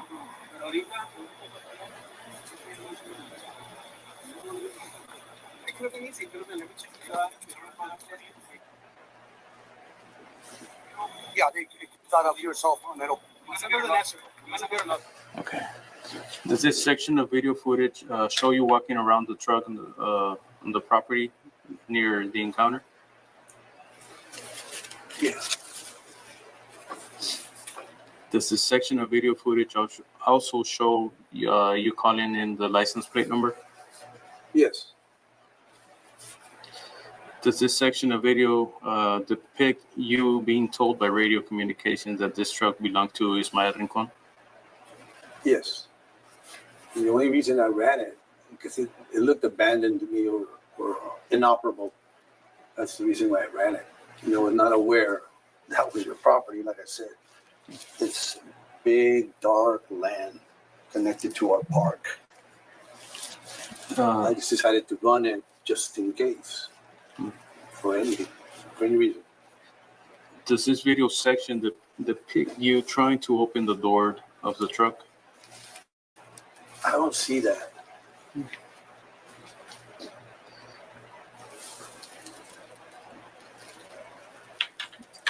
Now let's go to Exhibit 3.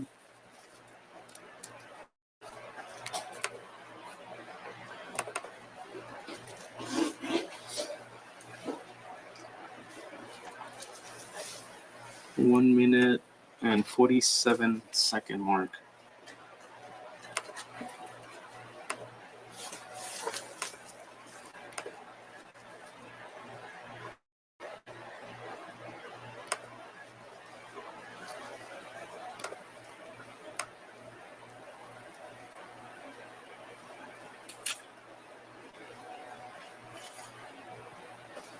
One minute 41-second mark to 2-minute 35-second mark.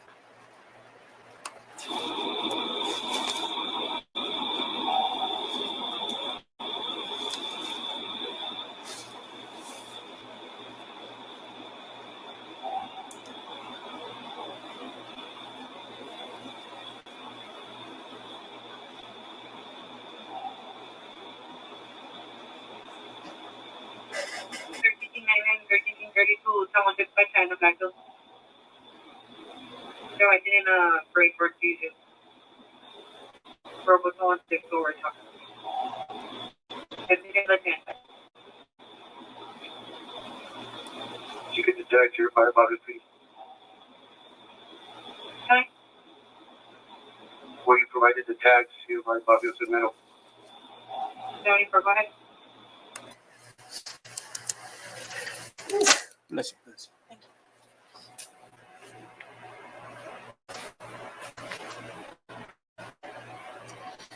Does this video section demonstrate Mr. Rincon making several requests to other officers for Elizondo's name and badge number? I don't recall. Does this video section demonstrate Officer Elizondo walking away from the hood of his cruiser towards Mr. Rincon? I don't recall that. You want to play it again? Yeah.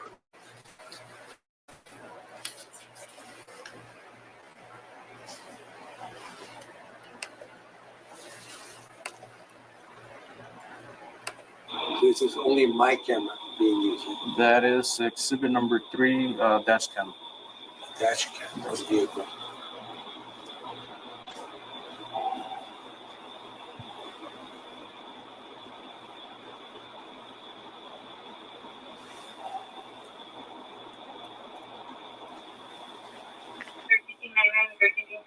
Someone took my China Blackfield.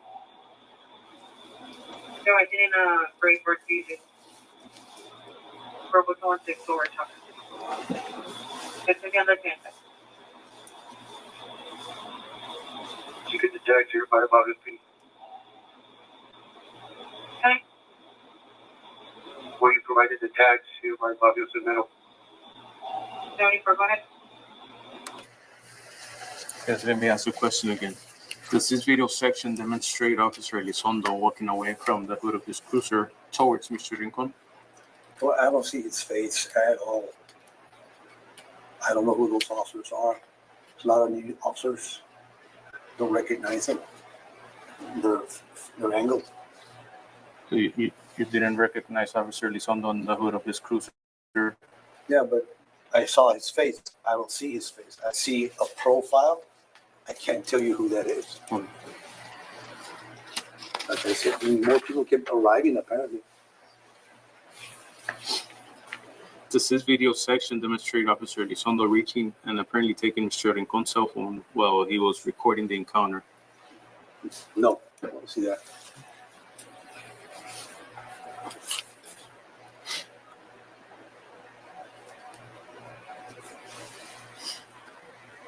Do you need for me to play it again, or? I don't see him taking away anything. Okay. All right, let's move on to the other question. Let's look at it from another angle. There's going to be my cell phone footage from this incident, exhibit 5A, 0 seconds to 38-second mark. 5A.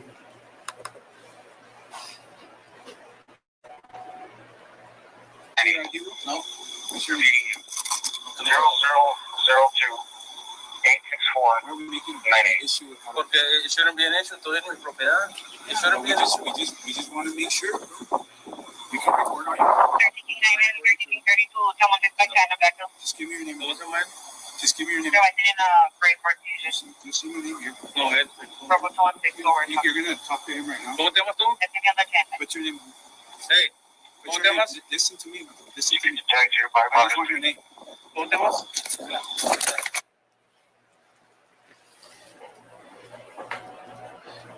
Does this video section demonstrate Officer Elizondo approaching Mr. Rincon? Only by voice. I don't see this. I only see the silhouette. Does this video section demonstrate Mr. Rincon making requests for Officer Elizondo's name and badge number to the officers present? I didn't hear that. You want me to play it again? Yeah. Any idea? No. What's your meeting? 0002-864. Why are we making an issue? Porque it shouldn't be an issue. Todo es mi propiedad. It shouldn't be an issue. We just want to make sure. You can record on your. 1332, someone took my China Blackfield. Just give me your name. What's your name? Just give me your name. No, I didn't pray for Jesus. You see your name here. Go ahead. Pero pues no te digo, You're gonna talk to him right now. ¿Cómo te llamas tú? que tengan la gente. What's your name? Hey, What's ¿cómo te your name? llamas? Listen to me. Listen to me. Thank you, I just want your name. ¿Cómo te llamas? Okay. So, does this video section demonstrate Mr. Rincon making requests for Officer Elizondo's name and dash number to the officers present? I still don't hear it. The audio is not very good, but I do remember the time frame. It took you a long time to provide a name while you were being detained. And the officers were still showing such calmness, such professionalism, such control in a heated, that could get heated, just along somebody was holding a weapon, refusing to hand it over with probable cause. And I just, like I said, it took an awful long time, but I heard some exchange of names there. Okay. Move to the other question. Does this video section demonstrate Mr. Rincon's phone being taken from Officer Elizondo? I don't see that.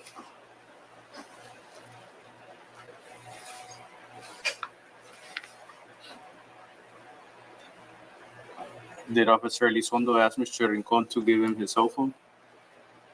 I don't recall that. Why did Officer Elizondo take Mr. Rincon's cell phone? Objection calls for speculation. If you know, you can answer. But, If you know. oh, I don't know. I don't know. It's his decision. We have to ask him. Would you say that this video section demonstrates Mr. Rincon willingly giving Officer Elizondo his cell phone? I don't see any exchange.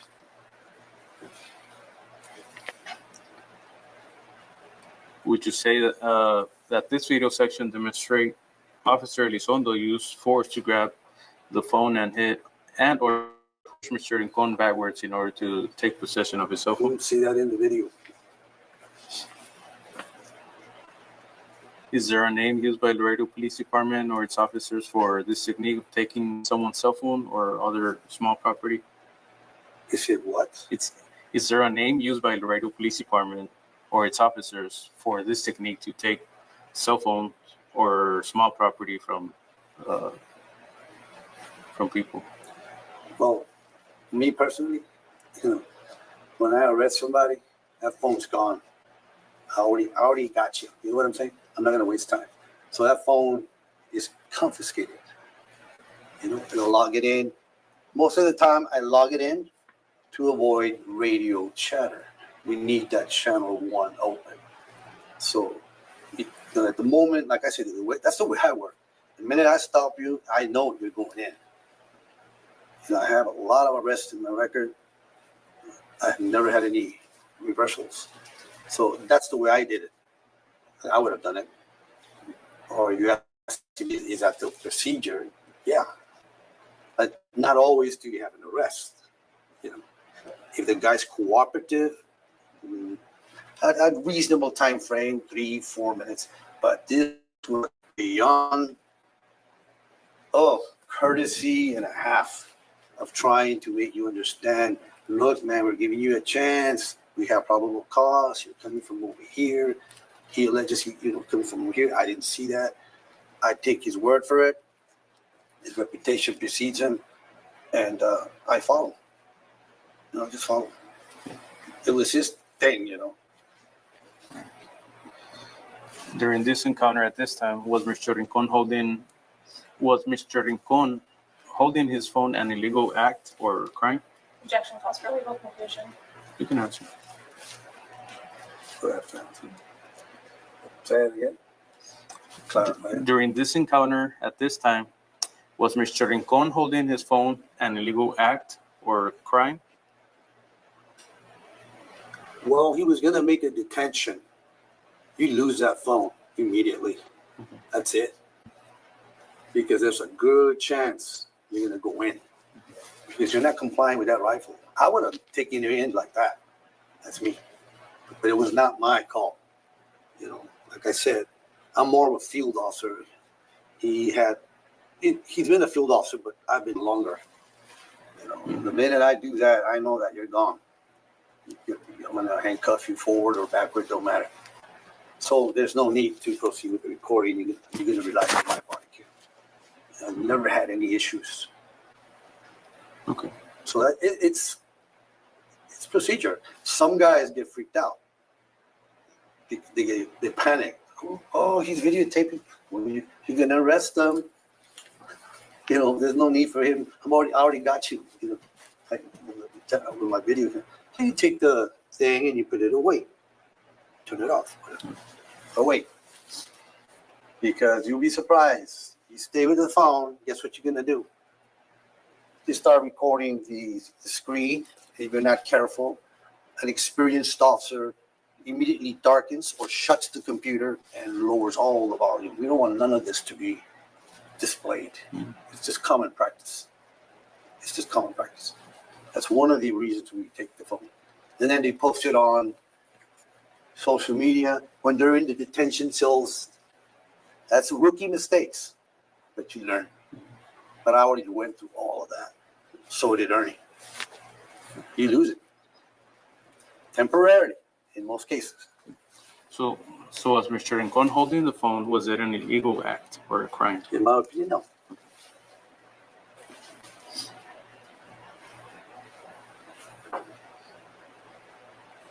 During this encounter at this time, was Mr. Rincon holding his phone and recording the encounter an illegal act or Don't crime? forget the rifle. Objection calls for legal conclusion. I mean, you were holding a rifle too, buddy. You were holding a rifle, a cell phone, back and forth, and like, what's he gonna do? You know, record it, or what's he gonna do? It's obvious you don't like the law. You displayed it that night, you know, or have a problem with the law. Most people do not. 9 out of 10 encounters, people are so cooperative, especially in this area. I've never had anything like that happen. It was always the first time.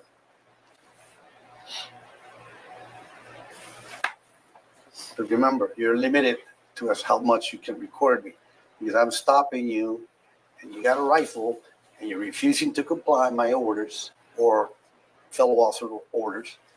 He's got every reason to stop and free those hands away from everything.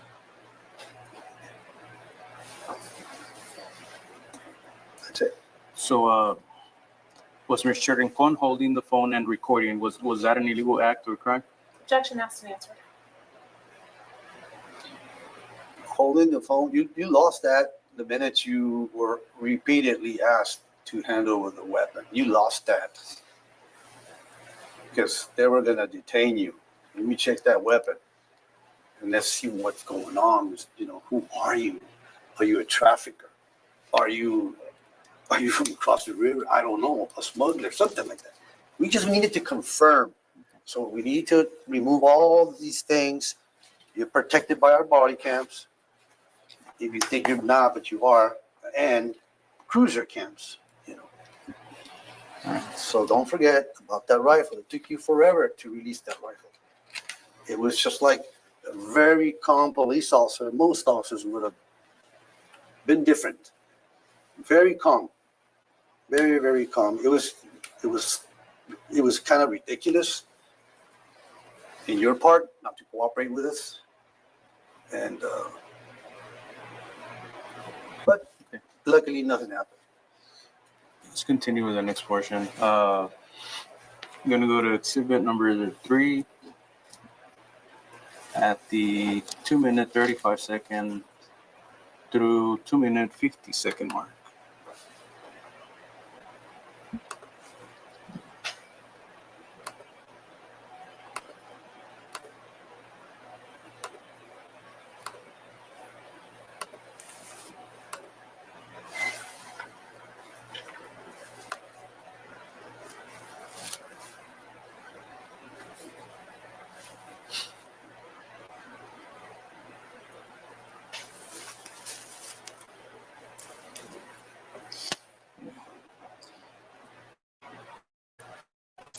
Correction, minute 24-second mark.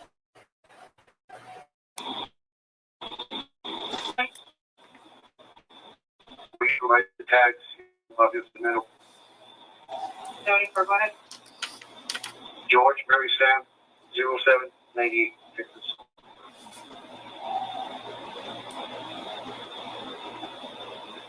Come back to report that treated.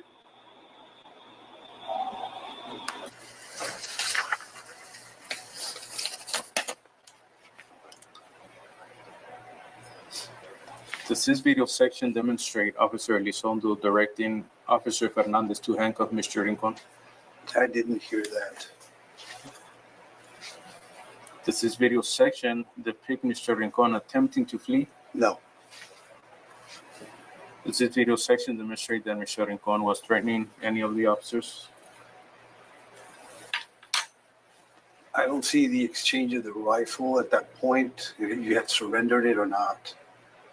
So I don't know what, on this part, if it's, this is the cruiser, right? Yeah.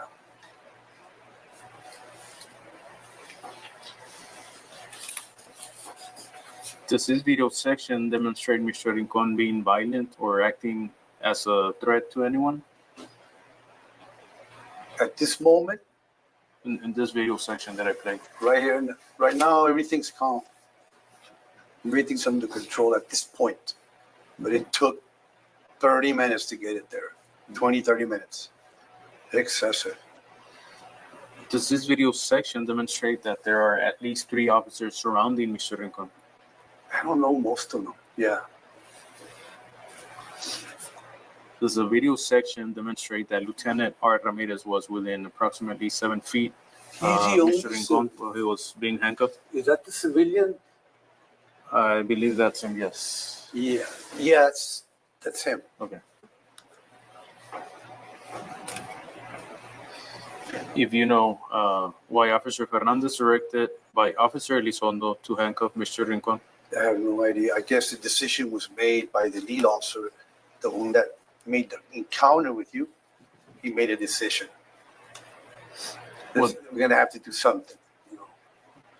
Well, Slow it down, you know, because you were very verbally aggressive, and it took forever to calm that tone and get it to a tone that's more comfortable. And then I guess that's when they decided to make the approach. Okay. Was Mr. Rincon under arrest at this point? You were being detained.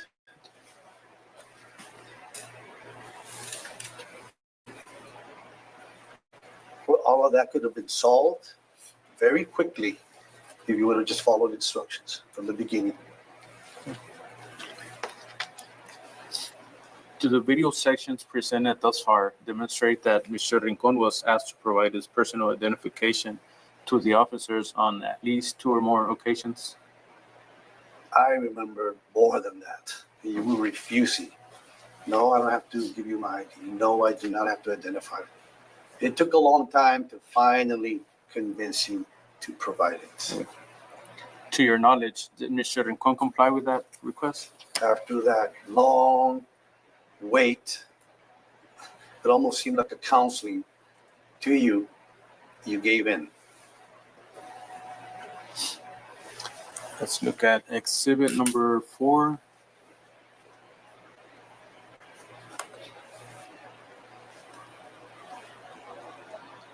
Two-minute, 35-second mark through 2-minute, 15 seconds.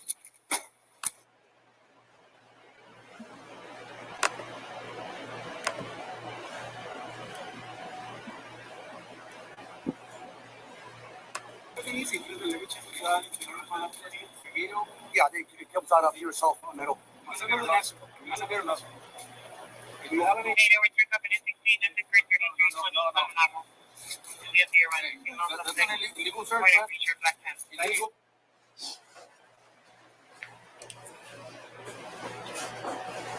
Does this video section depict Officer Elizondo and Officer Fernandez reaching into Mr. Rincon's pocket and clothing area? It's called a pat down for our safety.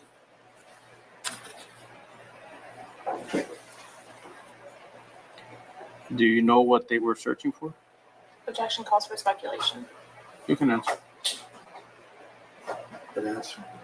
Well, you might have other weapons, for all I know. The time is 11:41. We're off the record. The time is 11:42. We're on the record. Okay, Mr. Benavides. Does this video section accurately depict Mr. Rincon protesting Officer Elizondo and Fernandez searching his pockets and person by stating, "No, no, illegal search, man, illegal search"? I need to hear that. But they have every right to search you at this point. Need for me to play it again? Sure.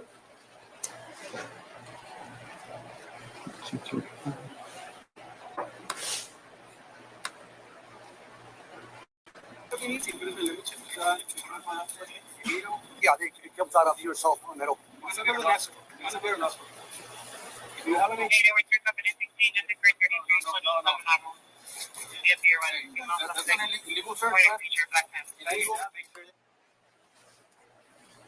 Okay, so let me ask the question again. Does the video section accurately depict Mr. Rincon protesting Officers Elizondo and Fernandez searching his pockets and person by stating, "No, no, illegal search, man, illegal search"? You did not physically resist, okay? But they have every right to search you. Every right. You're holding a rifle. You might have bullets in there, have another handgun. I don't know. A knife. And believe me, I've seen a lot of stuff that gets through you if you don't do a proper search. Because if we do arrest you, you're going to end up in the back seat. And if I didn't do a good search, guess what's going to happen? You had a jacket on, little bitty pistol like that, and you're done. The officer's done.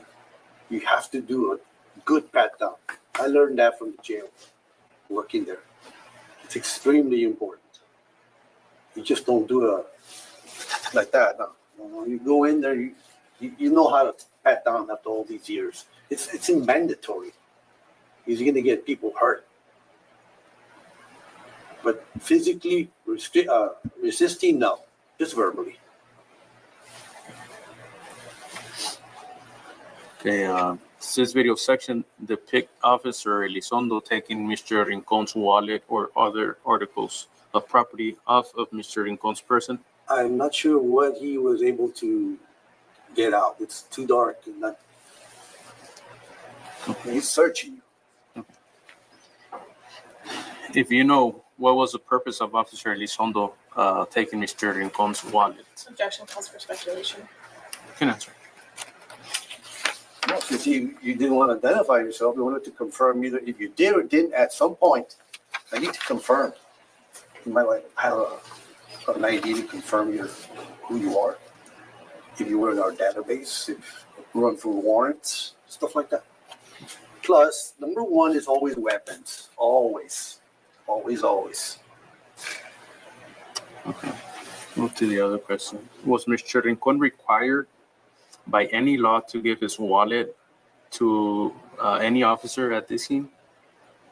For ID purposes, if you refuse to hand it over by your own volition, then carefully grab the wallet, preferably in front of the camera, so you can see what you're doing. You know, that way, the ID, I don't go in there and take everything out. No, just to see the driver's license and look at you and run traffic.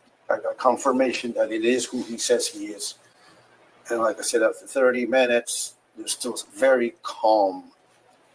Very calm. I commend these officers. Such professionalism. Do you want me to rephrase that question? No. Okay. Let's go to exhibit. Let's see on this exhibit, 3 minute 4 second mark through the 3 minute 8 second mark.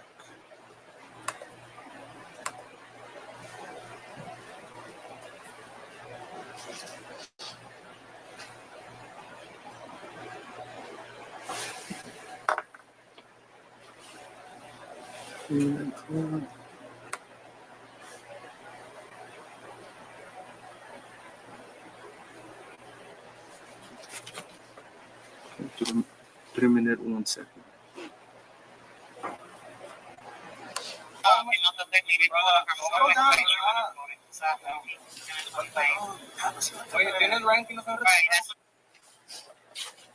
Okay. This section of video depicts Officer Elizondo referring to Mr. Rincon as a cabron. I didn't hear that. I hear the dispatch overpowering everybody. You want me to play it again to see if you can catch it? Sure.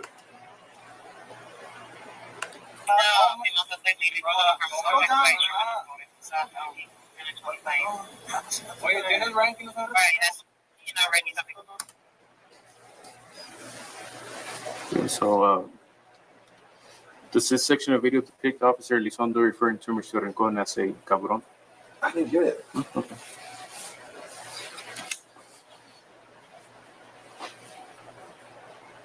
What does cabron translate into English under this circumstance? I mean, I don't use that word.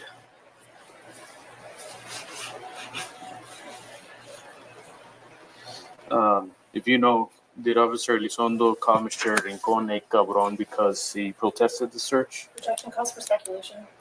An answer. I didn't hear him say cabron, so I can't. At this time, was Mr. Rincon under arrest? No, you were detained pending warrants checks, pending serial number checks on the weapon. It was clear, stolen, or whatever, missing. But just enough, it's enough to hold you, man. You're holding a rifle, you're refusing to comply with police commands that are legit. You know, like I said, they showed too much restraint. And let's go to the 3-minute, 42-second mark through 3-minute, 46-second mark.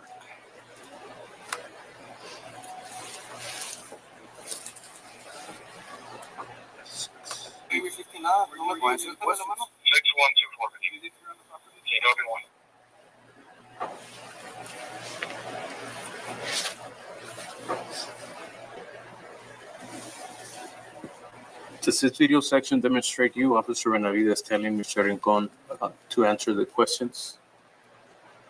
I hear something about a wallet. To hand over the wallet or something. You want to play it again? Yeah.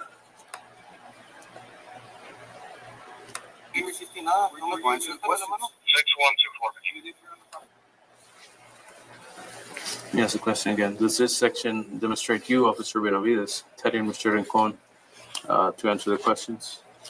I don't hear that. Okay. The audio is poor. Was Mr. Rincon being held, handcuffed, and in custody because he was not answering questions? It's common practice to handcuff somebody after a 30-minute standoff, just to make sure what's going on. You know, we had a supervisor there, so he was monitoring. It's standards, just in case you might decide to run, which they have.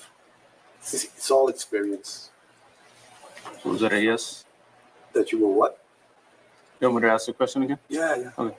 Was Mr. Rincon being held, handcuffed, and in custody because he was not answering questions? You were being detained because they decided to detain you. You know, that's their judgment, not my call.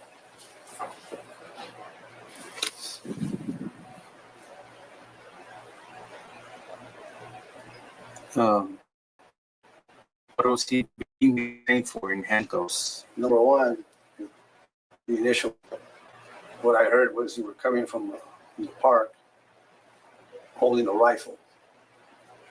You were approached, asked to hand over the weapon because of the area and the trafficking and all that, and the time of night, pitch dark. And you said, no, I refuse. I don't need to comply. It was just a friendly conversation. No, but I need to feel safe, the officer. I need to feel safe. I need to put the rifle down. And you just wouldn't comply. It was excessive, way beyond that couple of minutes. It should be only a couple of minutes, in my opinion. If you don't comply within 2-3 minutes, normally you're done. But these guys give you a lot of time. It was their decision. It wasn't my call. And I respect it. Okay, It's officer. mostly for officer safety. I'm sorry. Officer, do you know what question or questions Mr. Rincon was required to answer in order to the encounter to end, as per your statement? From what I heard, Ernie almost exhausted his vocal cords trying to get your name and for you to comply with all his commands. And he never got upset or anything like that. And it took that long to, I don't know what convinced you after that standoff. Nobody was being disrespectful, hollering out names. And it's just an unusual amount of time. It's not normal. I said, something's wrong. Something's not right. So after, for whatever reason, you just decided to comply. It took way too much time.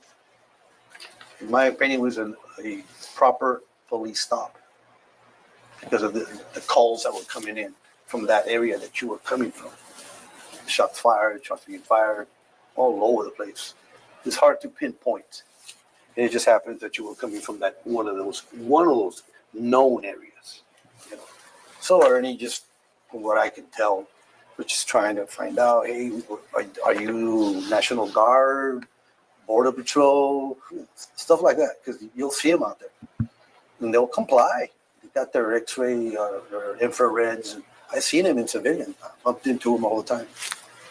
I just did not understand why you wouldn't comply. I said, oh my God, this is going to get bad. So we need to show severe restraint, but we're just careful.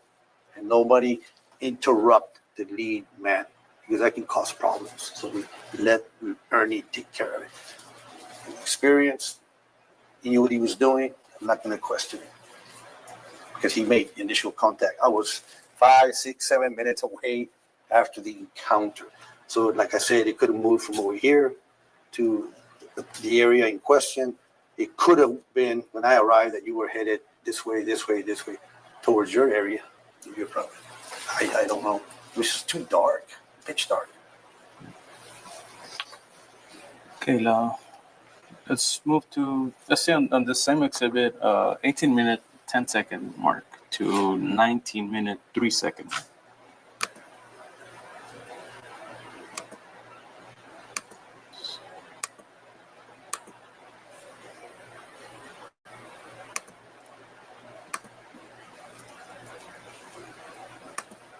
Listen up, man. Listen up. That's your problem. Danny asked you, hey, you go to control. That he is, you know, okay, see your ID. Whatever reason you think that you don't have ID or something. That's your problem. That is your problem.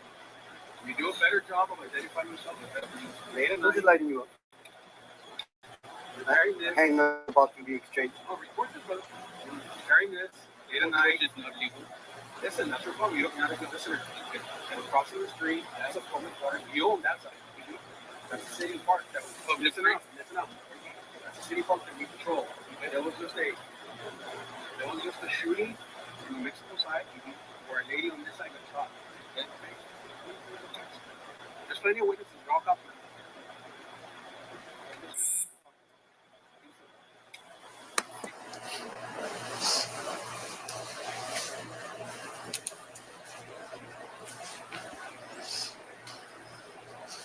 So this is approximately 15 minutes after Officer Elizondo took Mr. Rincon's cell phone and wallet.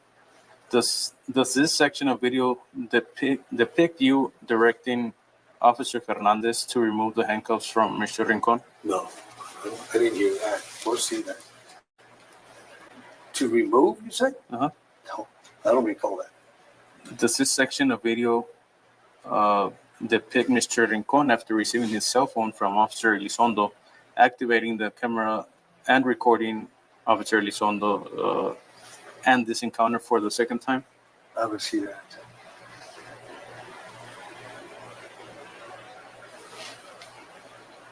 You want me to play this section again? Yeah. Or you want me to ask the question again? We'll ask it. Does this section of video depict Mr. Rincon after receiving his cell phone from Officer Elizondo, activating the camera and recording Officer Elizondo and this encounter for a second time? Let me see it, please.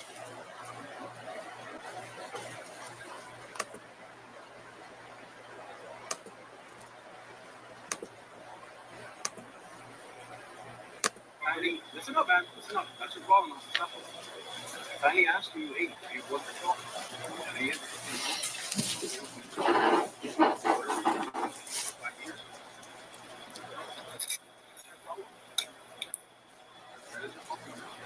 you do a better job of identifying yourself? Late at night. Just lighting you up. Hang us about to be exchanged. Oh, record this, brother. Carrying this late at night is not legal. Listen, that's your problem. You don't have a good listener. Okay. Crossing the street as a public park, you own that side. That's the city park. Listen up. Listen up. That's the city park that you control. Okay. That was a mistake.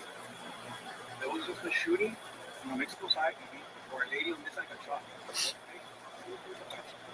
There's plenty of witnesses. They're all cops.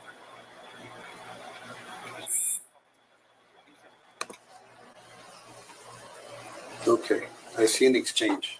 Okay, so let me ask the question again. Does this section of video depict Mr. Rincon after receiving his cell phone from Officer Elizondo, activating the camera and recording Officer Elizondo in this encounter for the second time? Do you see that? I just see you with a phone in your hand.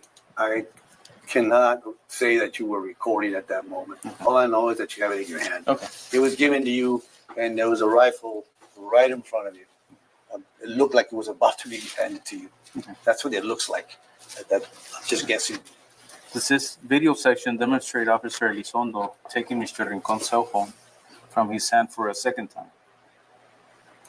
No, I didn't see.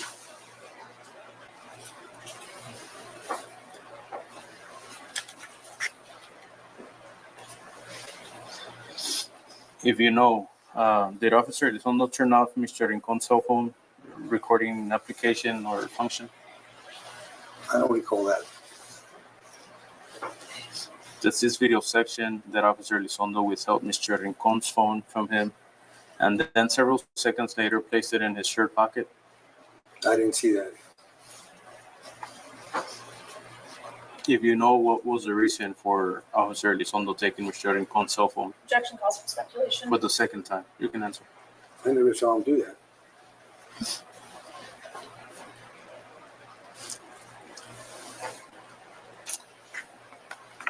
Let's look at the same encounter on Exhibit 5B, 0-second mark to 38-second mark.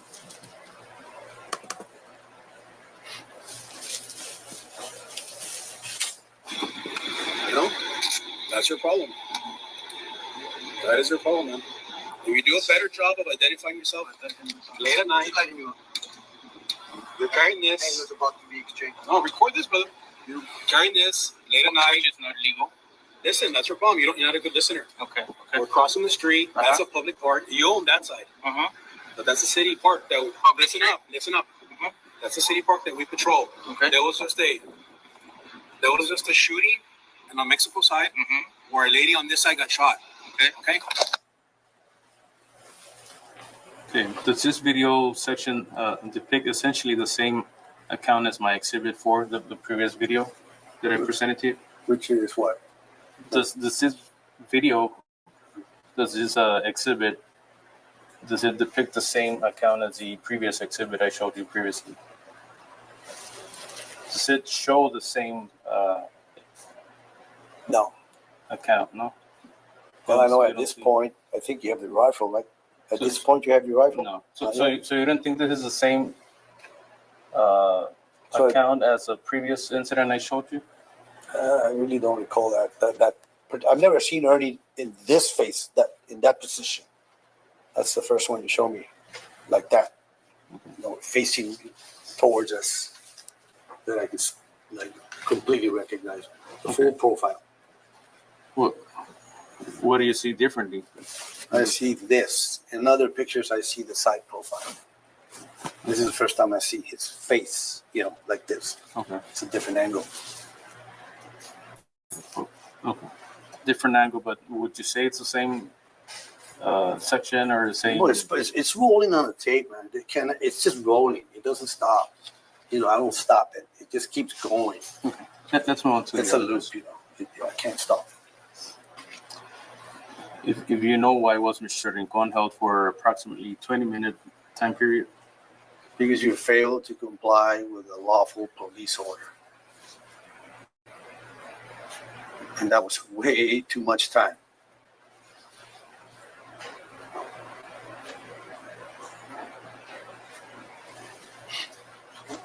What crime was Mr. Rincon suspected of having committed? I would have arrested you for failed to ID. Number one.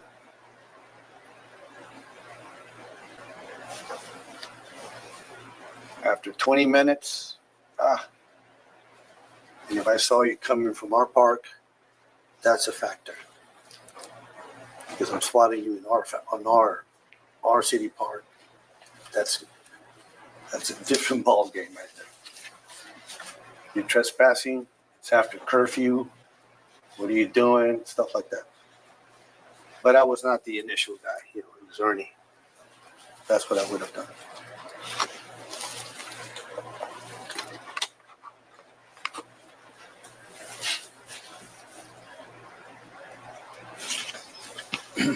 Okay, so you said failed to ID. Do you know what Texas Penal Code failing to ID would be here in Texas? Well, you got to have probable cause. The probable cause was there. Person with rifle, shots fired by the riverbanks, and then we happen to see you coming from that area. That's enough, just to check you out. Let me rephrase the question.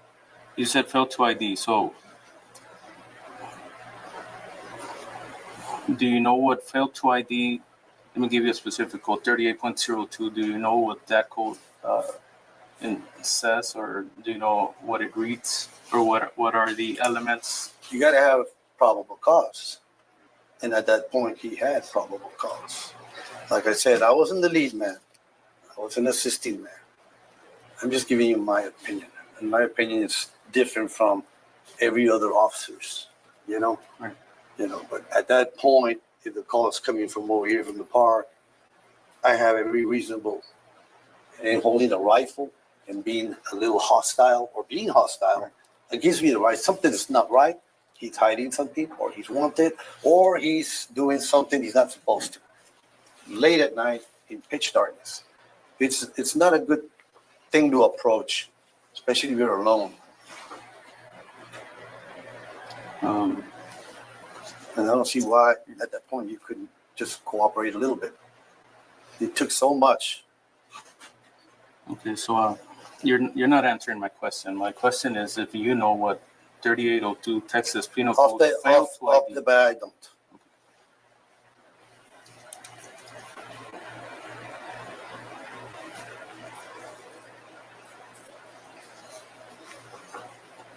Do you recall Mr. Rincon stating that Officer Fernandez injured his shoulder when Officer Elizondo and he searched his pockets? I don't recall.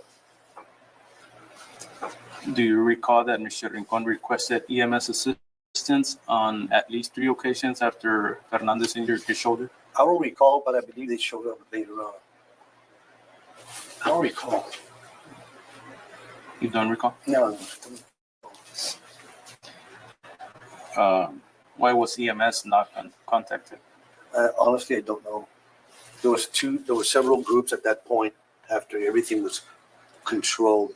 The different groups, I got away from you once the handgun was released, checked, it was clear. You finally ID'd yourself.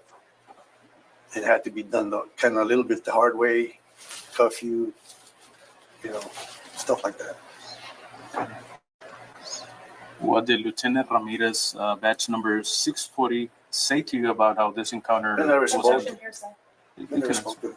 Yeah. Officer Benavides, I know that you have been since retired, but do you believe that your conduct and actions during this encounter with Mr. Rincon did not violate any Laredo Police Department policies existing at that time? Objection calls for legal conclusion. You can answer. I have my body cam. That's the only requirement. I can cross over on high risk calls. There's nothing that says I can't.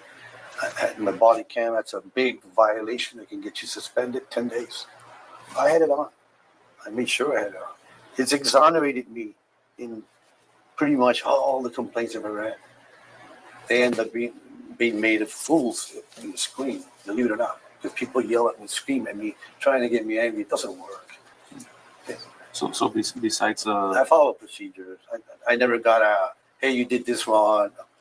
Ramirez was there, Lieutenant Ramirez was there, monitoring, making sure everything's calmly done. He doesn't like to be fighting. None of that. I know him. He used to be my lieutenant. So no, he never said good, bad, or you did wrong. No. so you didn't think you violated any Laredo Police Department policy? To my knowledge, I was never approached with anything. No. Do you believe that your conduct and actions during this encounter with Mr. Rincon did not violate any laws or statute existing at that time? Objection No. calls for legal conclusion.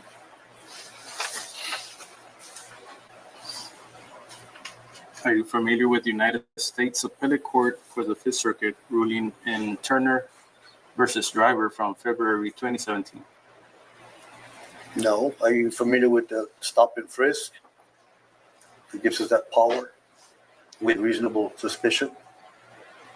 We had more than reasonable suspicion. So I'm not familiar with that case you're talking about, but I don't know if you're aware of that federal law. Did you have any training regarding this ruling for citizens' right to record public servants in the performance of their official duties prior to this encounter? Of course, there's a limitation.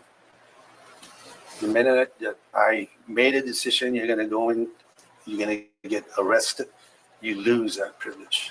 It's no longer, it needs to be turned off, away from you, to keep you from recording it on social media, like I said, copying everything that I'm doing and sending it out. That's when a lot of the officers get in trouble. They get yelled at and suspended. Are you familiar with the United States Supreme Court ruling in Terry v. Ohio from 1968? Yeah, I believe so.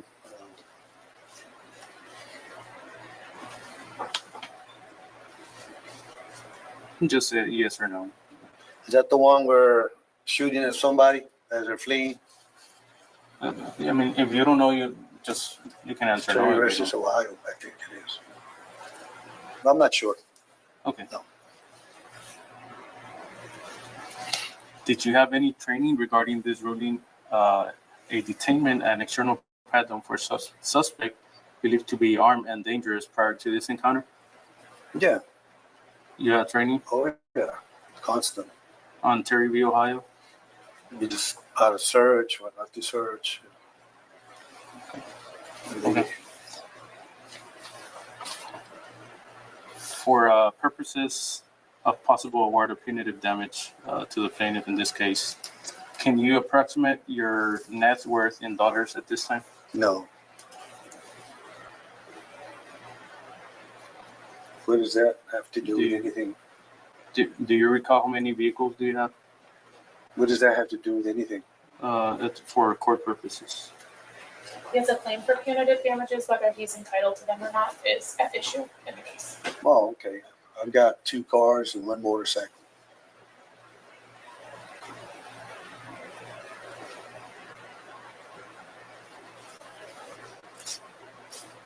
Do you recall how much real estate do you own or do you have an interest in? I have a home.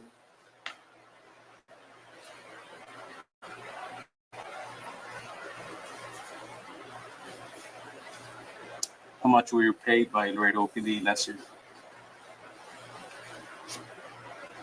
If I was an hourly, it was at $42 some per hour. So make the math times 20, 80. 80,000. No, multiply my base salary was 42, 46. Multiply that 20 by 80. I never saw my check. It was always direct deposit. The wife took care of the rest. Do you know how much you were paid like the whole year? I'm gonna check through my bank account too, because If you don't know, you can just. it's no, I don't know. Okay.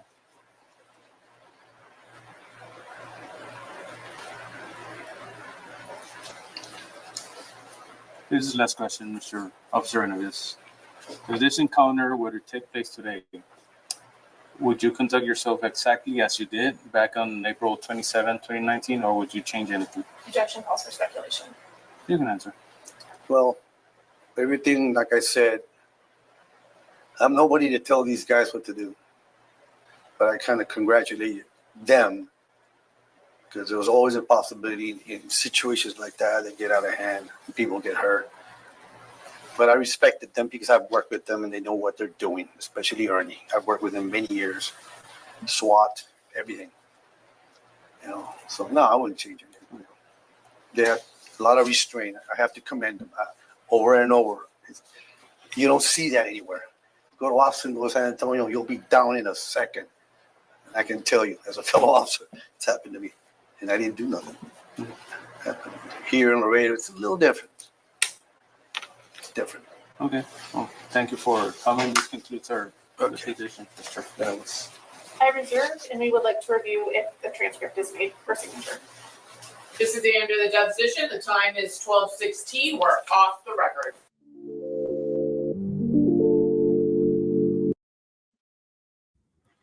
As y'all see, this has been very exhausting. And I knew that this cop was going to be terrible as soon as he started. Because, as soon as he started answering him, like he was talking to him and not a attorney. Because at this point, you're in a deposition, so you're not having a casual conversation at this point. And he was still acting like he was having a casual conversation with this guy. And,